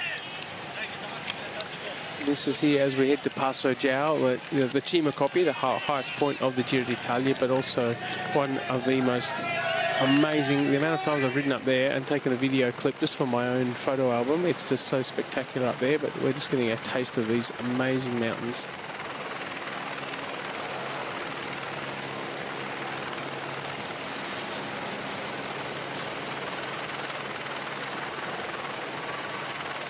There's no sport with a better postcard than cycling.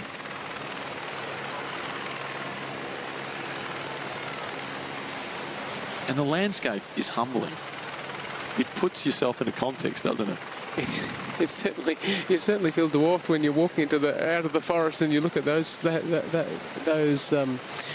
those precipices above you. But some people heli ski off them, and most of them, nearly all of them, have paths you can follow to the top. Obviously, some of them are like full-on rock climbing, but most of them are paths you can just walk up. Takes you a while. High altitude, good training, but amazing views from the top. And some good descending by Chris Harper. Caleb, he's managed to bridge across to the 2 leaders, so it's now 3 out in front with Rubio, Ciccone and the South Australian. So do you think he thought that these guys will stay away from that group, or is he trying to get a head start on the descent? I don't really see the points of that move by him. Well, he's got more chance of staying away in the group in front, because the group from behind, they're holding the main group at 2 minutes and not worrying about the 3 in front. There are some GC riders in that group behind. Maybe they're going a bit slower for what he wanted. He felt comfortable riding a bit quicker with the other group. I think he's maximising his chances, and what has he got to lose? Well, he's off the front. He's got Michael Storer in the group just behind him, part of that large breakaway group. And then in the main peloton, there is Jai Hindley, Ben O'Connor, and also Callum Scott's in there doing the job for Felix Gold. So in the sharp end of the race, Cadell, there are 5 Australians in the thick of it. In fact, there's more Australians at the top end of the general classification than we've ever had before. And then the third week in the Giro, in the mountains, to see these are quality bike riders left here at this sharp end of the race, and so many Aussies up there. I'm still there. We're 3 riders in the first 11 places, 12 places on GC. When did we ever think that was going to happen? What amazing progress that we've made in these last 20 years. You may not be quite aware of it. This is part of your legacy. Thank you. These are guys that grew up watching you. This is part of the Cadell Evans legacy, to have so many riders at the sharp end of the general classification in a Grand Tour.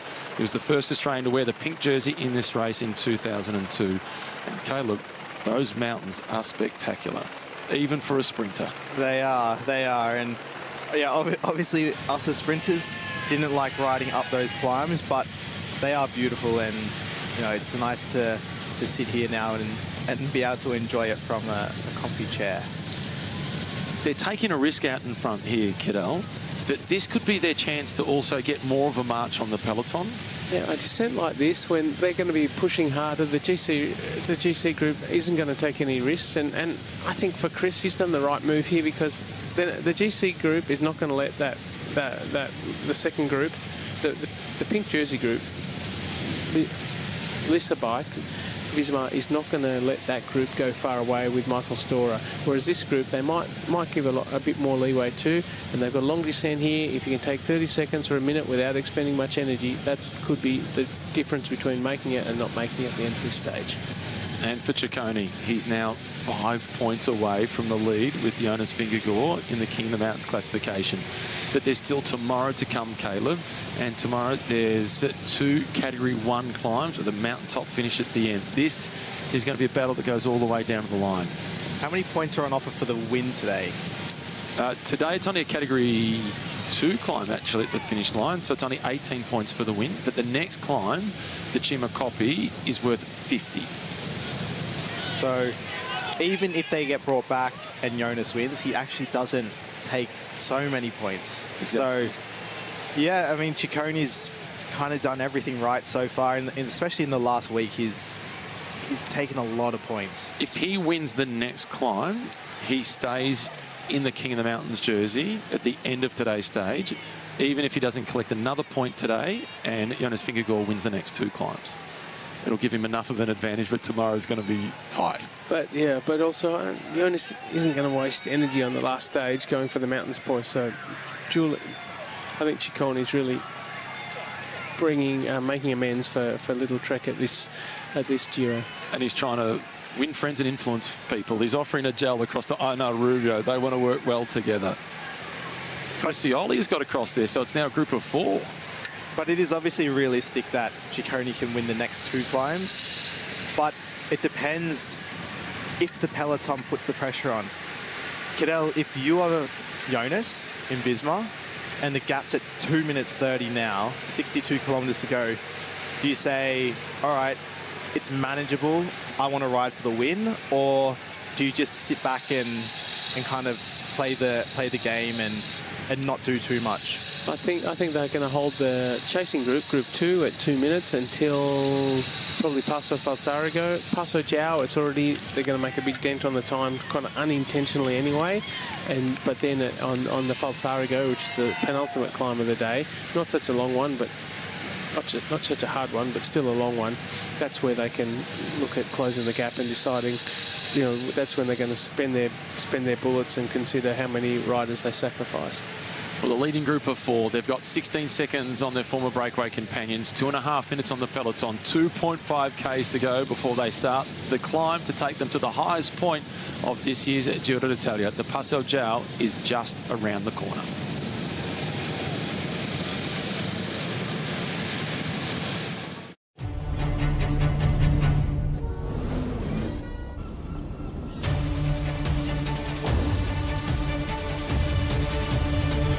Here we go again. Got a bunch of fans calling my phone, say that I'm number 1, yeah, I know.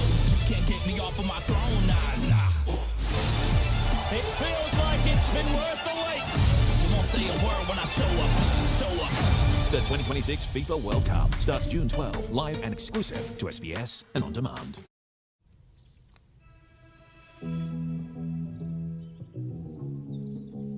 A lovely day. Lovely day.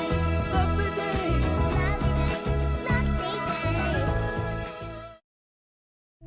Where to from here? What's going to happen now? Will your life ever be the same?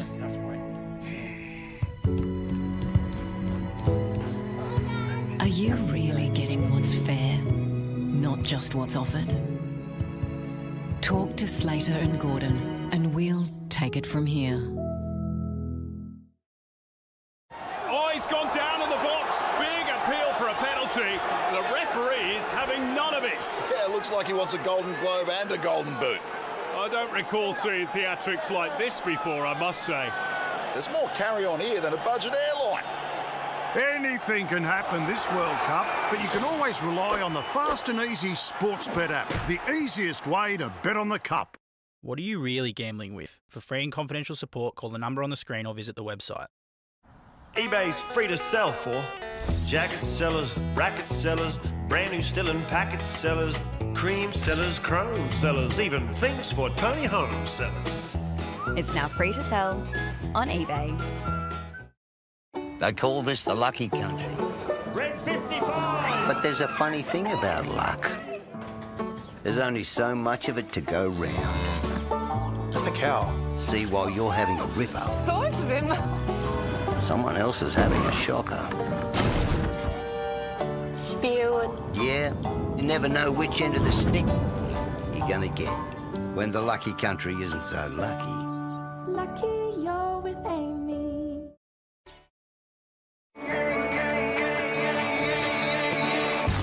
Introducing the all-new Subaru Forester with next-generation strong hybrid technology and over 1,000 kilometre range. Backed by an award-winning nationwide retailer network you can rely on. In the symmetrical all-wheel drive Subaru Forester, get ready to own the road and conquer the wild. It's you and Subaru for a world discovered. See you out there. For the last 4 years, I've been a prisoner of this hotel. This hotel is a dangerous place, especially for you. You must never leave. A Gentleman in Moscow. Stream now on SBS On Demand. I'm marching for anything. Shock me. Please shock me. Navigating uncharted waters for Aaron Peterson. Took this journey on and I'm adding a piece to myself. Who do you think you are? Tuesday 7:30 on SBS and on demand. The climb to the highest point of this year's Giro d'Italia has just started, and already the breakaway group has exploded. Enric Mas has been dropped, Wout Poels is in trouble, Jardy van der Lee is getting distance, and Will Barter, he too has bidded farewell to his breakaway companions. Cadel Evans, this is going to be one of the most important climbs of this year's race. Yeah, well, it's going to be a hard one as we pass through the toilet paper supply to the Giro d'Italia, Regina. It's going to be a hard one, but it's also, it's like, I don't know if the race-winning moves are going to be made here, but all the legs are going to be softened, and that's going to be the basis for what's going to happen on Falsarigo and the last climb, where the race-winning moves are going to be made. Yeah, the invoice for this climb gets paid on the last climb.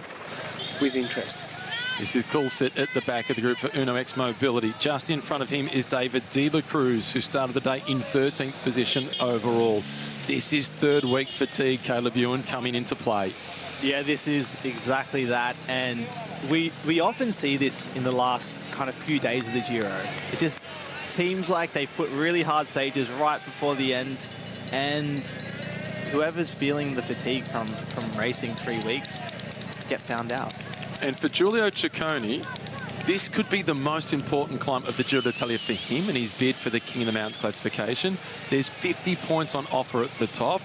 It's a almost 10-kilometre climb, and he's got a 2-minute buffer to start with. He's certainly going to be going well in the mountains points, and I'm looking Chris Harper, Sepp Kuss. These guys have been sitting there saving energy. Of the two, certainly Sepp Kuss has not expended calorie of energy more than necessary. Chris Harper initiated this group initially, so he's burnt some bullets there. But wow, they are really well positioned if Bisma Lisa Bike choose to be a bit more conservative in the final climbs there. And now it's time for Lido Trek to sacrifice, because they've got 3 in the group. It's not just Ciccone. Derek G is there. He starts the day in 6th position overall. And they've also got Matteo Sobrero, former Italian time trial champion. It's time to sacrifice him. Sobrero's going to have to be sacrificed, but yeah, they've been diversifying their investment everywhere. Whether they'll do that, it seems to be outside of their mentality. Lidl Trek went through a big management change in the last year. My own coach was actually looking after the training side of things, Andrea Morelli, the understudy of Professor Aldo Sassi from the MAPE Sport, and yeah, he was very. The last time I spoke about it, he was very disgruntled about the decisions they made, and he said, yeah, it wasn't going to be. It was a big step down in the directions and decisions they made in management. They got rid of a lot of good staff, took on a lot of new staff. So far, the results haven't seemed to be. It hasn't seemed to work out. It sounds like your former coach is spot on, because their results this year compared to last year don't stack up. Not so far, not yet. And there's been a change at the front, Caleb. Visma Lisa Bike, Tim Rex, job done, finally. Tim Rex, job done. Yeah, he got to the... Well, he's done an amazing job to get this far in, and we've just seen Ben O'Connor losing contact again, and we're at the start of the long climb now. Hopefully he's just trying to get himself into a rhythm and gets himself back, but considering he's already been dropped before, I think it's day over for him. Yeah, it's Bart Lemon who is now at the front, followed by Victor Campanats. Then it's Jonas Vingegaard. Next in line is Davide Piganzoli. It is then Felix Gall, followed very closely by Gregor Mühlberger. Callum Scottson is the next in line, and it is Johannes Stund Mittet at the back of the group. Egan Bernal for Timon Arensman. Magnus Sheffield is there. Red Bull Bora Hansgrohe. They are surrounding Jai Hindley. Warren Barguil is still in the group. Kun Baumann is there for Jaco Ulula. The white jersey, Afonso Eulalio is holding on. Kun Baumann, if they were racing for the general classification with Ben O'Connor and thought he had some hope, surely he waits for him. Yeah, that would seem like the logical thing. The hierarchy of the GC's really been set. We see the way the teams just find their place, and they're just sitting there, and they're just really just counting down the kilometres for what's going to be, or I think it's going to be quite an explosive, not from the front of the peloton, from the back of this group in this last Passo Falzarigo, and especially this last short but sharp climb. If they're giving Koen Bouwman the all clear to stay in that peloton and not wait for Ben O'Connor, the team knew this morning that Ben didn't have great legs, and they said, ride for yourself. If you can hang in there, hang in there. Because if they believed in Ben being able to bounce back from this, they send Koen Bouwman back to support him. Yeah, for sure. But I'm guessing since they've seen him already dropped, obviously he made his way back, but if you drop that early on in the stage, it's going to be hard to believe that you'll be there in the final, on the final climb. So I think the best thing for them to do now is Ben just sit up and take this day as easy as possible and go all in for tomorrow, because he is a realistic chance. If he gets himself into the right break, there's not that many people in this bunch that will outclimb him. Only maybe those ones that are in front of him on GC, but those guys aren't going to be in the break tomorrow. Yeah, so he starts the day in 10th. If he goes all in, he maybe holds on to 14th or 15th. For a guy that's been second at the Vuelta, 4th at the Tour de France, 4th at the Giro, it's irrelevant. So do you think that Ben should sit up and lose time? A tough call to make. It goes against the mentality of the GC rider to, I'm in the top 10, I'm going to hold this, but take today as a training ride for tomorrow and maybe even come back into the top 10 by recovering or having a real shot, a real chance at having a stage win. Remember, there's this thing, and it just my racing instinct just says Vingegaard wants 6 stages because, you know, he just wants to make amends with himself and an old rival of his. So on that, I've been dying to ask you about this. Jonas Vingegaard is winning this Giro d'Italia, barring incident.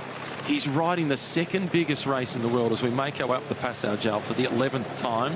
And interesting, Egan Bernal was the winner back in 2021. Derek G led across back in 2023. So the pink jersey, Vingegaard, he is riding the Giro d'Italia on target to win it with an eye on July. How hard is it to manage that process? Recovery, because by the time you've got to really start digging into solid training for the Tour, you've still got a bit of residual feed from the Giro. If someone like Pogacar, who doesn't seem to get tired riding Grand Tours and winning 6 stages in one, you just sort of come out of the Giro dancing and walking and you're ready to train again, you're fine. But for all the other elite athletes in the world, you're just coming out for recovery when you already had to start training for the Tour de France. It's going to be really intriguing Tour de France this year. But Jonas Vingegaard is definitely getting stronger as this race goes on. So I was asked this question before and I don't think I was qualified to answer it. So what does he do after this? Does he go straight to altitude? Does he go home for a bit? Does he go straight to be with his team that are going to be supporting him at the Tour de France? How would he kind of structure this next month between these 2 Grand Tours? So, yeah, he's only going to have like 5 weeks between one, and you're sort of going to lose the last week with press and commitments of being at the Tour already. So that leaves you with 4 weeks for training and recovery. I take the first week in recovery, which leaves you with a 3-week window. The first week, you want to recover as best you can so that you can start training or at least go up to altitude, because you're not going to recover well at altitude, so you want to stay down at low and then go to altitude. Of course, the trick is also finding the balance. The more time you spend at altitude, the more benefit you're going to get. He's racing at altitude now, so he's probably not going to have an issue, but it's finding that balance of being at altitude, resting his head. So he's got a family, he's got a young child, probably go home, chill out for a few days. You've still got to ride your bike, because after a Grand Tour, your legs kind of swell up like balloons if you don't. But really recover as best you can, both physically and mentally, and then start back training. Obviously, you don't have to train a lot with a Grand Tour in your legs. And that's one of the challenges that's really hard to measure. It's the physical management, the emotional management as well. As you mentioned, he's married with a couple of kids. Yeah, he's like everyone. He probably goes home and changes nappies and things. But it's also like the stresses of a Grand Tour and leading a Grand Tour, the concentration required mentally. There's a lot more to it than physically. It's hard, but mentally it's a lot more. It's a lot harder. You are on every single day, full concentration every single day. You can't afford a mistake. Do you think he's had to go really deep in this Giro? Not yet. I've seen him personally. I've seen him grimace twice. When it was on his own, going to a victory. Yeah, when he had like a minute lead and he dropped Alex Gorn. Let's just quickly get to Jai Hindley. What are your thoughts on Jai Hindley? Hopefully he's saving, conserving, going for this last final. Looks comfortable, got teammates around him, they're staying calm and just watching and waiting. Glad to see Alfonso still there. It seems that he wasn't, that he's recovered well from that little crash he had yesterday and still there. And he's, with a guy with $1 million smile like that, we all want to see him do well as well. He's the most fun guy in the race. Yeah, and the fact that we thought he was struggling and then he was smiling suggests to me that he's not feeling that bad. But it'll be interesting to see. This will be a real big test for him because this is a tough stage. And this is bad for the breakaway because Mateo Sobrero from leader Trek has been dropped. Derek G now takes up the pacemaking. He's racing for the stage. He's racing for the podium overall. But now this is still a long way to go for him to have to be on the front. But look at this. The first 4 riders, all top 10 finishers in Grand Tours, are now leading and setting the pace in this group. Yeah, and one of them a winner of a Grand Tour, Sepp Kuss, who's done the least amount of work from this group, the man in the yellow colours. Matisse Rondell is still here, Cadell, the second of the riders in the black from Tudor Pro Cycling. Yeah, the young guy, winning, becoming more of a fan every day that he's there. What a ride he's having. And yeah, this is going to, today, tomorrow, this is really where we can see what quality and get an idea of how far this guy can go. This group is tiny. The pink jersey of Jonas Vingegaard has got Victor Campenaerts, Bart Lemon and Davide Pigenzoli there for support. And he looks as if he is still cruising. They're heading towards 2,000 metres in altitude. The top of the climb is 2,130. Afonso Eulalio moving himself further forward. No problems for the Portuguese star. At what point do you start to feel the impact of high altitude? Yeah, well, because they're starting low and riding up to it, it's such a gradual change. Now, all these riders have been in, would have done altitude training and preparation, so they're well adapted. But also, when you step out of altitude training, they're also started you have a 2-week window that the benefits of the altitude stay with you, so they're actually starting to lose those. But they have been touching on high peaks in the race, which is kind of a little touch up on the altitude adaptation. I really like that from Igor Arrieta, dousing Bart Lemon with some water. Now this is Ben Zwiehoff who has gone to the front. This is under the instruction of Jai Hindley. That's a great sign. This is interesting, and then as we expect, I was going to expect it was going to be Decathlon taking things over from Visma to move first, but this is interesting for Red Bull, and I hope that means that Jai, yep, I'm on today. We're going to do everything we can, and yeah, I'm thinking it's not so much. Jai's not thinking so much to try and put Visma, at least the bike, in trouble, but the guys around him who are close to him, Tiesman, for example, putting them in difficulty now. Gun Bauman, he now loses contact. The last of the riders from Jaco Alula. That was Victor Campenaerts at the back. And for Jai Hindley, who's now moved further forward. Early on this climb, KTB was sitting at the back of the group. He's now got himself up behind Visma Lease bike. He sits the wheel of Davide Pigenzoli. And in the group at 2 minutes ahead, he's got another teammate. Giulio Palazzari is still up the road. That's handy for Jai. Yeah, I hope we're going to see some exciting early moves here, but yeah, I mean, it's great signs, and he looks really comfortable in that group. We did say before that Jai he doesn't really fade in a Grand Tour. We really see his best later on, and we can't say that about all the GC riders. So we really hope that he's going to have a good one today and hopefully put himself onto the podium. I can't imagine they'd be putting someone at the front if he's having a bad day. I think this is shaping up to be great for Jai.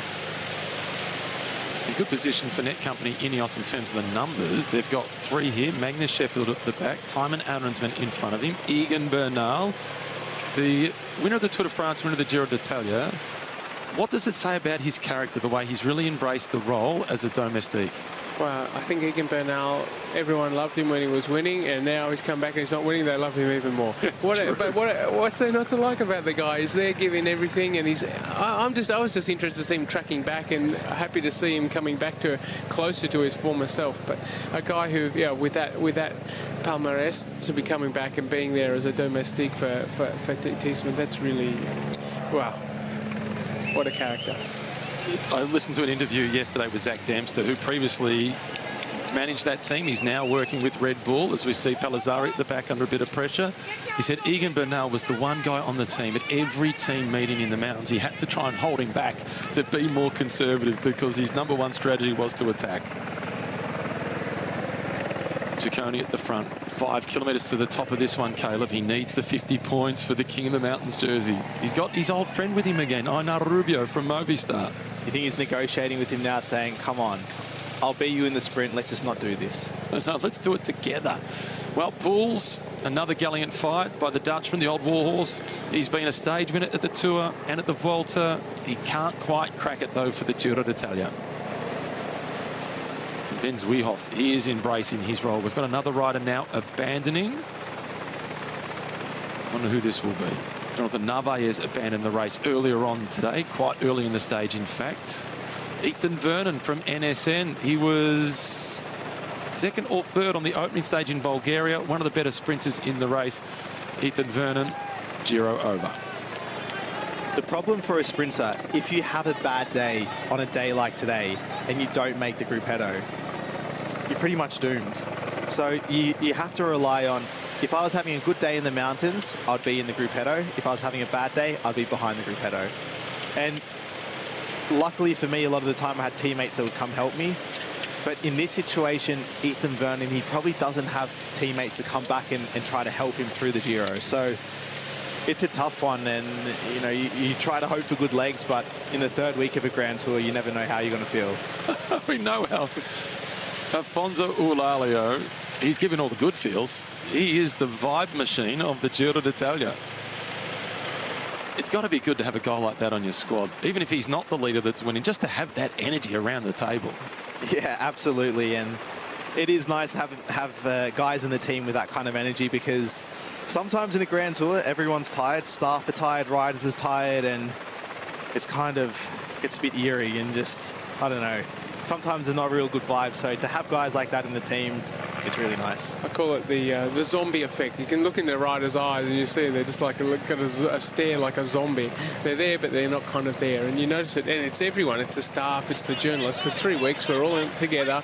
We're all travelling. We all get tighter and tighter. And by the end, when someone comes in fresh in the third week to come as a fan of the tour, oh, they're bouncing off the walls. That wears your patience out pretty quickly. He's yo-yoing at the back. He was moving forward. He slipped back. He looks good, though. Oh.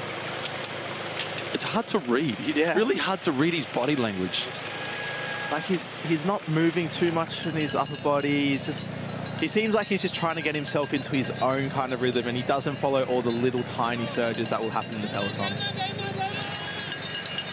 Well, Hansgrohe still on the front, setting the pace. So it didn't make quite the selection, like at this, just upping the speed 1-2 kilometres an hour on a climb like this in this point of the race normally makes a lot of riders get dropped. 2 summers ago, I was riding down this ferry road here and going down at sort of 80k an hour, having fun, enjoying what's a fantastic descent, and 2 guys passed me on skateboards on this ferry descent. Oh, they were doing these beautiful cess slides into the corner to slow down, plates on their hands. You can YouTube them. They're on YouTube. I found them. So you found a new sport for Caleb Ewan. That's got you written all over it, Caleb. Yeah, that sounds fun, actually. But, Cadell, how much do you train? Oh, no, I ride occasionally, but I don't... I hope to never, ever have to ride up a mountain like this ever again in my life. Oh, you can't believe how beautiful the view is at the top. But you can drive up as well. You don't have to ride up. You can. Send Caleb a photo.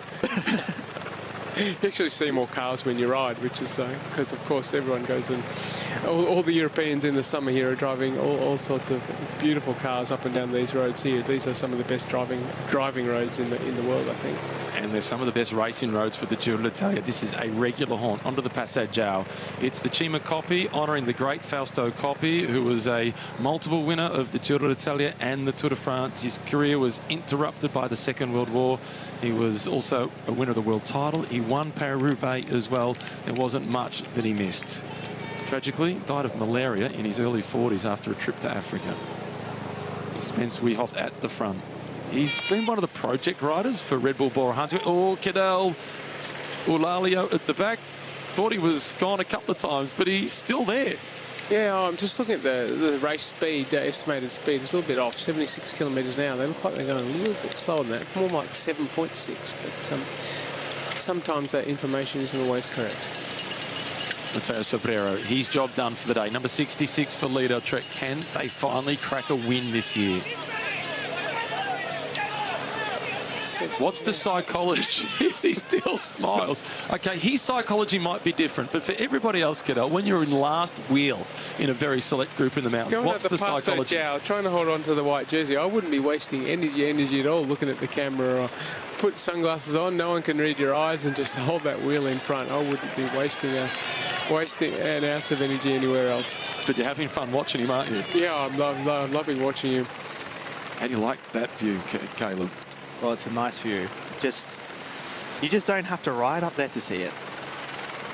Ride a motorbike, car. What about the reward of riding up there? No, I've done it too many times. Back on board with the lead group. The gap has been stable the whole climb between this breakaway group and the peloton. Lido-Trek supporting other riders in the breakaway. This is something that is really special to cycling, isn't it, Cadell? Lido-Trek giving food to Red Bull Bora Hansgrohe and Pinarello Q36.5. Yeah, when they're out there in the group on their own there, it's also, you know, what goes around comes around, and we're all in it together. So at this point, we're all competitors, but better to have competitors that are friends than competitors that don't like you. Well, Michael Storer is making some friends out here, the rider in the black colours, the Western Australian. He's all smiles. Matisse Rondel has found a fan. The French have travelled across the border. Oh, Chris Harper is in a big gear, Cadell, in the blue colours. He's grinding his way to the top. Yeah, it's not a great sign. Normally, as you get more fatigued, you have to go for the bigger gear and just get desperate. Derek G, on the other hand, setting a good tempo, but yeah, really expending a lot of energy. But Derek wants to see this break, or this group get to at least over the top of the Jow and probably the start of the Falsarigo with a little bit of a gap and a buffer. So 2.6 kilometres or thereabouts before they get to the top of the climb. Perhaps a little bit more before they go across the top of the Passo Jow.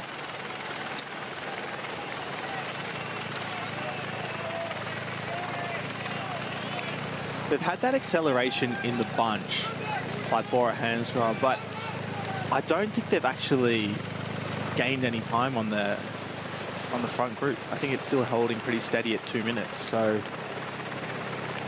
I guess they've picked it up in the bunch, and they've also picked it up in the breakaway as well. And the breakaway and the bunch, or the peloton, whatever you want to call it, pretty much exactly the same size.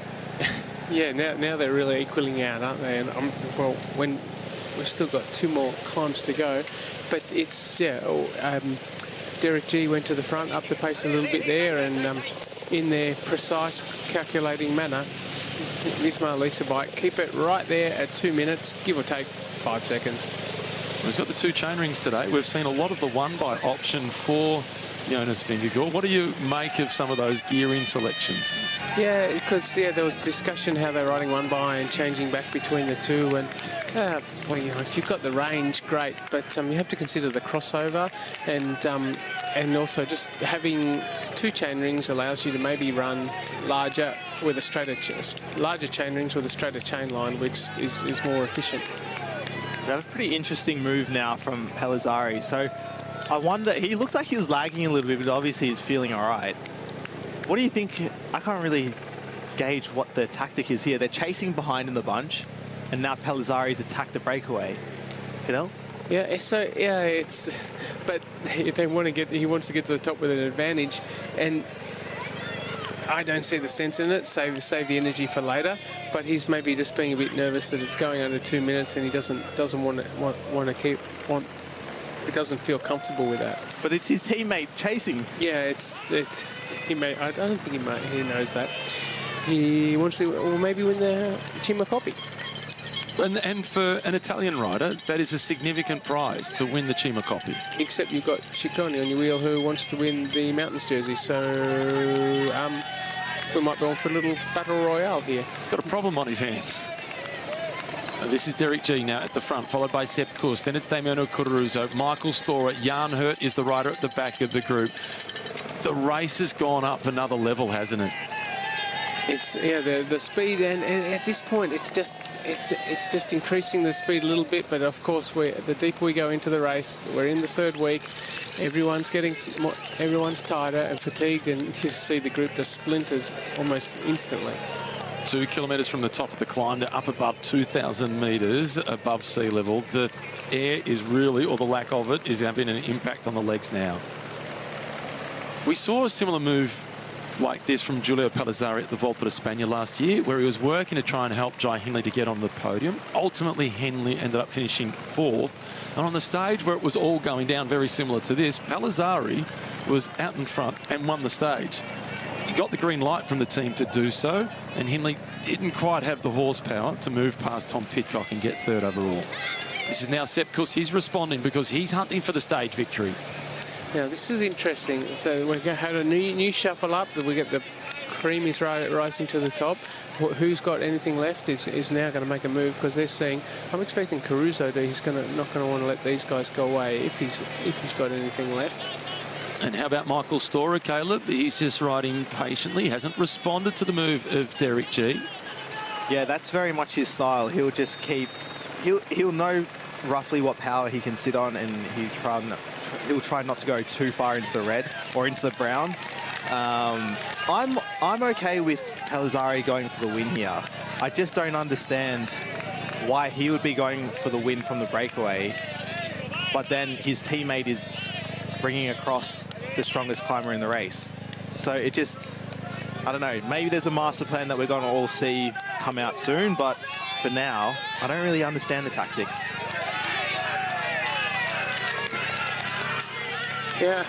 Yeah, I'm waiting to see how this unfolds as well. Tell us, Cadell, what are they doing? Well, we don't know.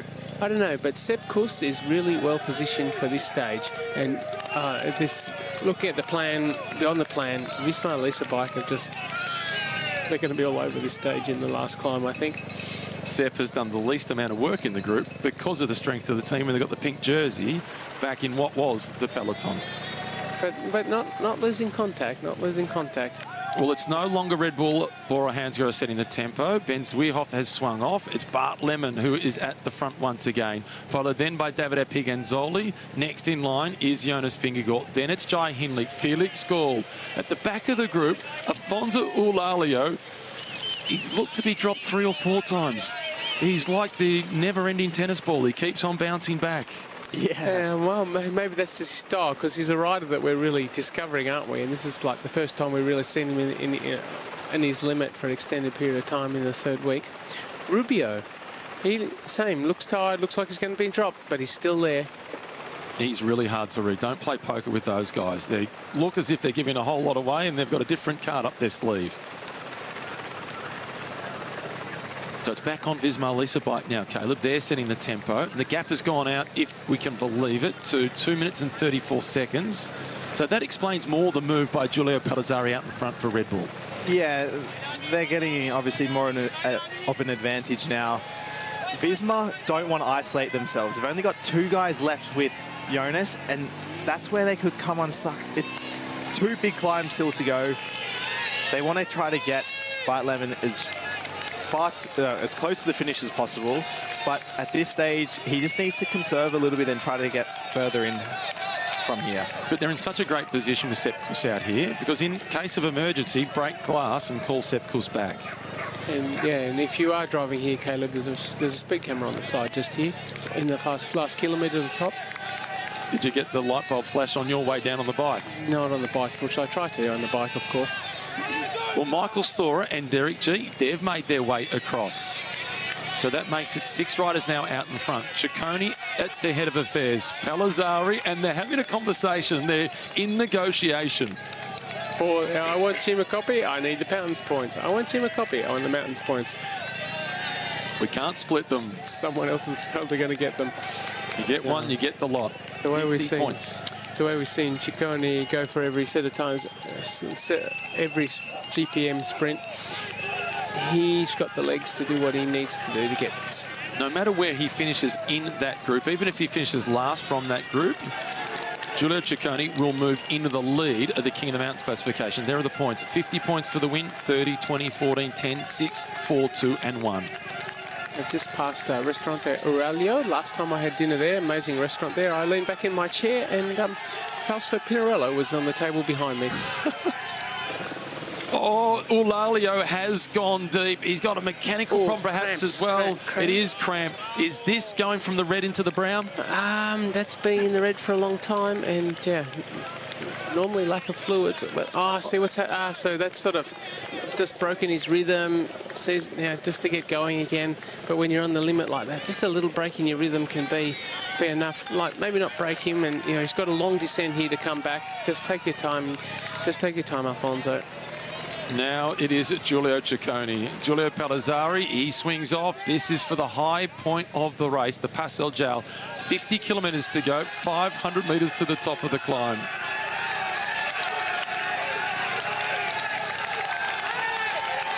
He's one of the most popular riders with the Tifosi. Sepp Kuss, not too worried about the points. He wants the stage victory. He waits patiently in the yellow colours. This is a big prize to get to the top of this climb first and get the Cima copy. That is something to be incredibly proud of. I'm just happy. Look across to the right and have a look at the view. I find it amazing. Well, who gets to enjoy it first from this group? That is the question that they're all asking themselves. Michael Storer, he'll wait at the back. He doesn't want to waste energy.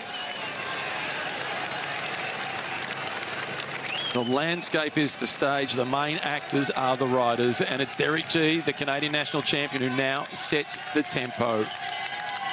Average speed on the climb is 17.6 kilometres per hour. Giulio Ciccone, this is working out perfectly for him to have somebody go in front of him so as he can launch his sprint and his bid for 50 points. It is ideal. His challenger, Einar Rubio. Does he have another go this time? This time, it's worth it. There's 50 points. The Cima copy, the Passo Gial, more than 2,100 metres in altitude. And the spectators have come out in force. They're running out of oxygen with the cheering. The Tifosi are on board with Giulio Ciccone. He kicks once. They can't respond. He's going to get 50 points. He'll win the Cima copy, and he is the outright leader now in the battle for the King of the Mountains jersey. A big mission for Giulio Ciccone. So far, he's hitting all the targets on stage 19. And Rubio, always there, the first to react. I'm just thinking if Rubio just stayed calm for every single one of those, what would have... Let's see in the last climb where he's positioned. That might have been well worthwhile. Now, this is where you take this left, and this is why you go and ride this mountain, Caleb, because it's just an amazing view. He's back. Alfonso, never giving up, never giving up. He smiled twice, and that got him back. He just ran up the back wheel of Tymon Arensman. He's cross-eyed. He's going super deep, Caleb, but the spirit of him, it's impossible not to admire. Yeah, they obviously just balked a little bit in the bunch there, and yeah, he came with a bit of speed, got caught on the inside of the wheel, so stuff like that happens. But it wouldn't have been nice to close that gap. He's already probably on the limit, so to do that, it's hard. Callum Scottson, number 37, is still there with the pink jersey group, and they are almost at the top. Wow, and this is going to be really good for Felix, just to have that on the Falsarigo. The next climb, so they've got this beautiful descent, lovely switchbacks down into the forest, get down to Pockole, take a left, but it's not nearly as steep. It's as high as in altitude at the top, but it's much more regular climb. And they're having a teammate because it's a faster climb will be really useful for Felix. Well, Cadell, unfortunately, we're going to have to let you go after the top of this climb. What are your thoughts on what happens on the rest of the stage with the break, the pink jersey, and with an Aussie bias for Michael Storer and Jai Hindley? Michael's doing great. Jai's looking even better. I think Visma are going to turn the screws up, whether they do it already on Falsarigo or because the last climb not being so long, it's going to be probably not enough to close a 2-minute gap, but this one's emptying them. But the Passo Gial's emptying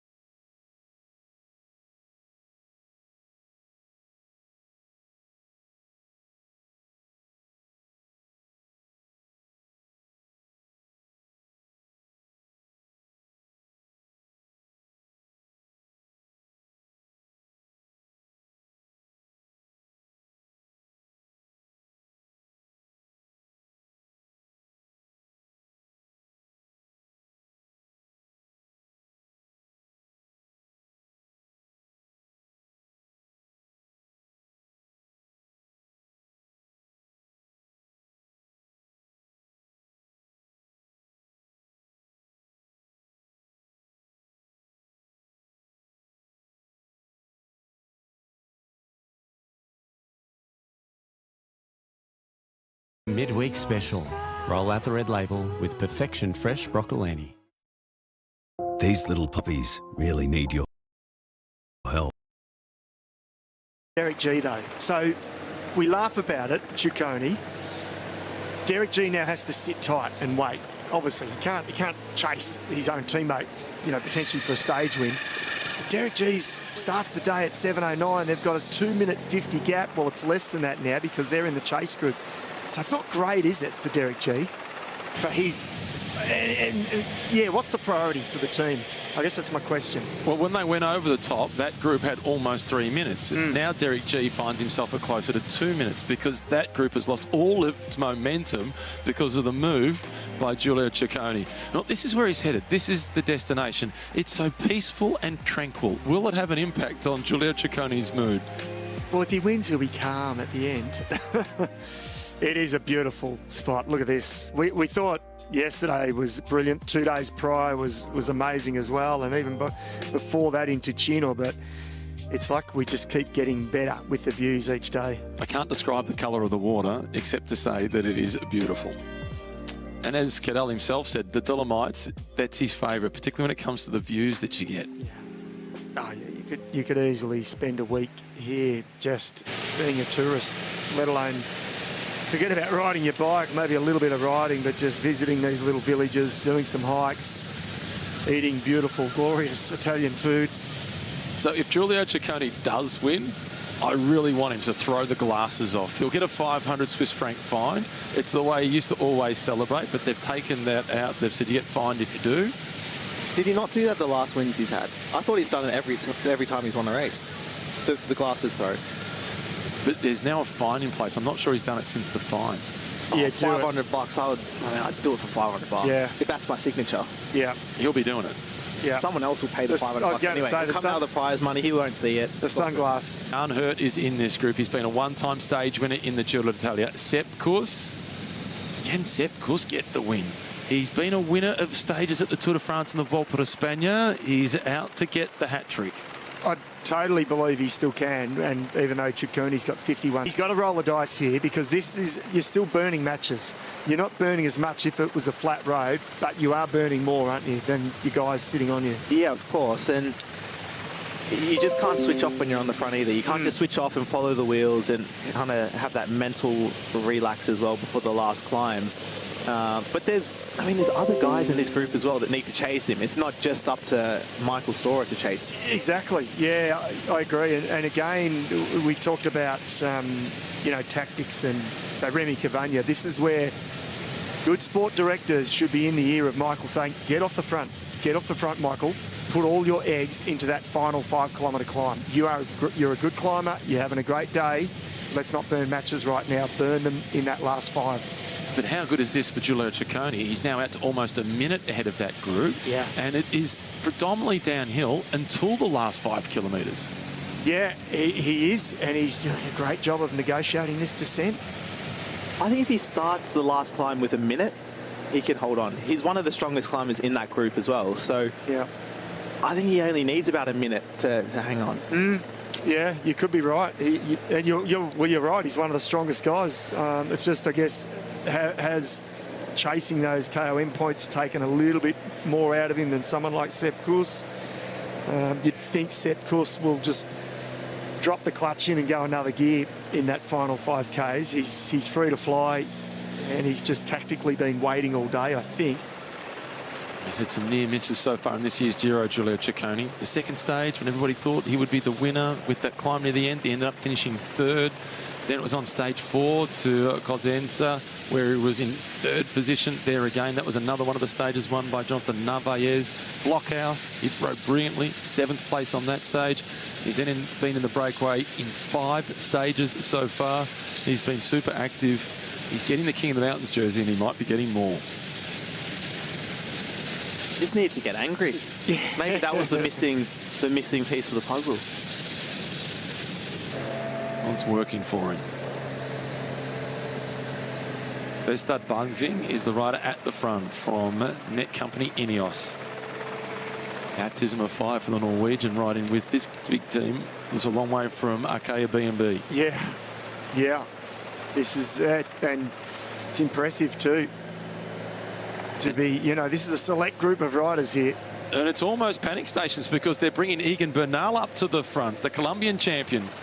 He's been the winner of this race. He's been the winner of the Tour de France. It's a luxury to have him there as a helper, but they do need him to support Tymon Arensman to close the gap on Michael Storer and Derek G in particular. Tymon Arensman was also riding up right near the front, so I wonder if they've got to put some pressure on this descent now. Ciccone, as the gap is continuing to grow, you predicted it once he got off the front, he was going to take time. That's a lot of calories to burn. It's a lot of eating to be done after the stage. It's a lot of pasta. It's a lot. And that kilometre odometer there on the right, that's got to be wrong. He's doing more than 55, 56, surely. Yeah, absolutely. He's flying down here now, so he's going quicker than that.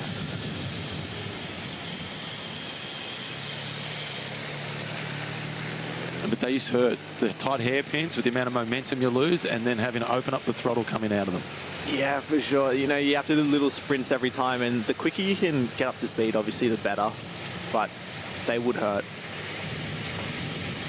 7 kilometres to the start of the climb, predominantly downhill. He's doing everything right. He is doing everything right, and this is the bit that he's enjoying. You know, he'd be the time gap going up is music to the ears. He's just free flowing. He's got the road to himself. So he'd be feeling the good vibes, Ciccone, at the moment. And in his head, I guess, he's counting down the kilometres. Sepp Kuss now going to the front, so he's obviously been given the green light to go for the stage, and he doesn't want this gap to go out any further. I think he probably should have gone to the front a little bit earlier to not give Ciccone a 1 minute head start, but at least he's at the front now. Do you think he might have he'd gone into a space where he spent the whole day sitting on and others doing the work, that it's hard to break that pattern of behaviour throughout the stage? Yeah, I think he just maybe switched off a little bit too much. He switched off. He thought it was all going to be good. I think he thought the winner was going to come from that group there. Thought probably Ciccone just went up down the hill a bit quicker than everyone else. Maybe he would get down to the bottom with 20 seconds extra. But now, 1:02, they have to start riding pretty hard to bring him back. And now this group is making a big impact on the group with Sepp Kuss and also Michael Storer. All of a sudden, the general classification is almost going back to status quo before the beginning of the stage. Yeah, that's it. I mean, they're 139, give or take.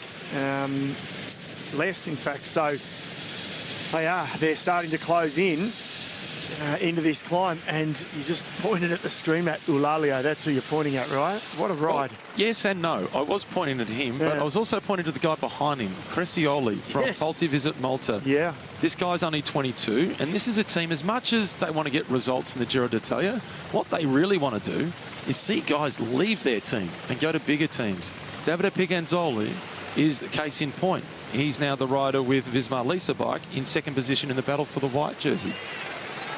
That's part of what that team tries to do. Well, that Crescioli, he's going to be well on his way to moving into the World Tour, isn't he? Being in that group at 22 years of age. Well, there's not a team in the World Tour that wouldn't benefit from having him on the squad if he's riding this well. Yeah. Week 3 in the mountain. Yeah, agree.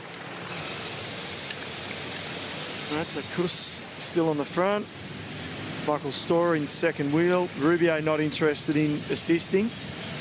And Caruso getting the free ride at the back here. He was close to the stage victory a couple of days ago. That was behind Valgren, and he paid due credit to the Dane. Here is the general classification at the start. Down. Derek G is no longer up in third position. So Net Company, Ineos, Decathlon, the work they're doing, they're saving their spot inside the top 3. And the benefactor, by default, Jai Hindley. Yeah. It could all work out for him, couldn't it, on this final climb, if he's got legs? Should have Ciccone not taken Derek G with him and been now 2:36 ahead of that group instead of only 1:30 ahead? 100% yes. It's the rush of blood, the anger, and you know, he gets the gap. They keep going, and then what do the teams say? They're like, we won't tell him to sit up now because it's not a bad situation. We would have preferred to have Derek with him, but it's too late now. You can't put the toothpaste back in the tube. Yeah. Out there, he's on the move, he's hunting for the stage. Yeah. This section will hurt in the valley on your own. Yeah. It's only 3Ks. Yeah, it will still hurt. Oh, yes. And it depends if that group behind, if they work together, they can gain a lot of time. But if they all sit there and look at each other, then different story. And who will gain? The group behind, the Magliarosa group. They will get, because they will be riding full gas here, won't Yeah, they? absolutely. They'll be going full gas. This will be the last peel for a lot of the riders in the team, and they'll say see you later to their GC riders, and they'll go do their thing on the last climb. So obviously the bunch will be doing peels, but it'll be interesting to see this middle group, the breakaway group. Yeah. Will they work in the valley or not? This group will, because there's riders prepared to sacrifice. Chris Harper has finally been caught. There he is, Harps at the back of the pink jersey group. Went missing for a while.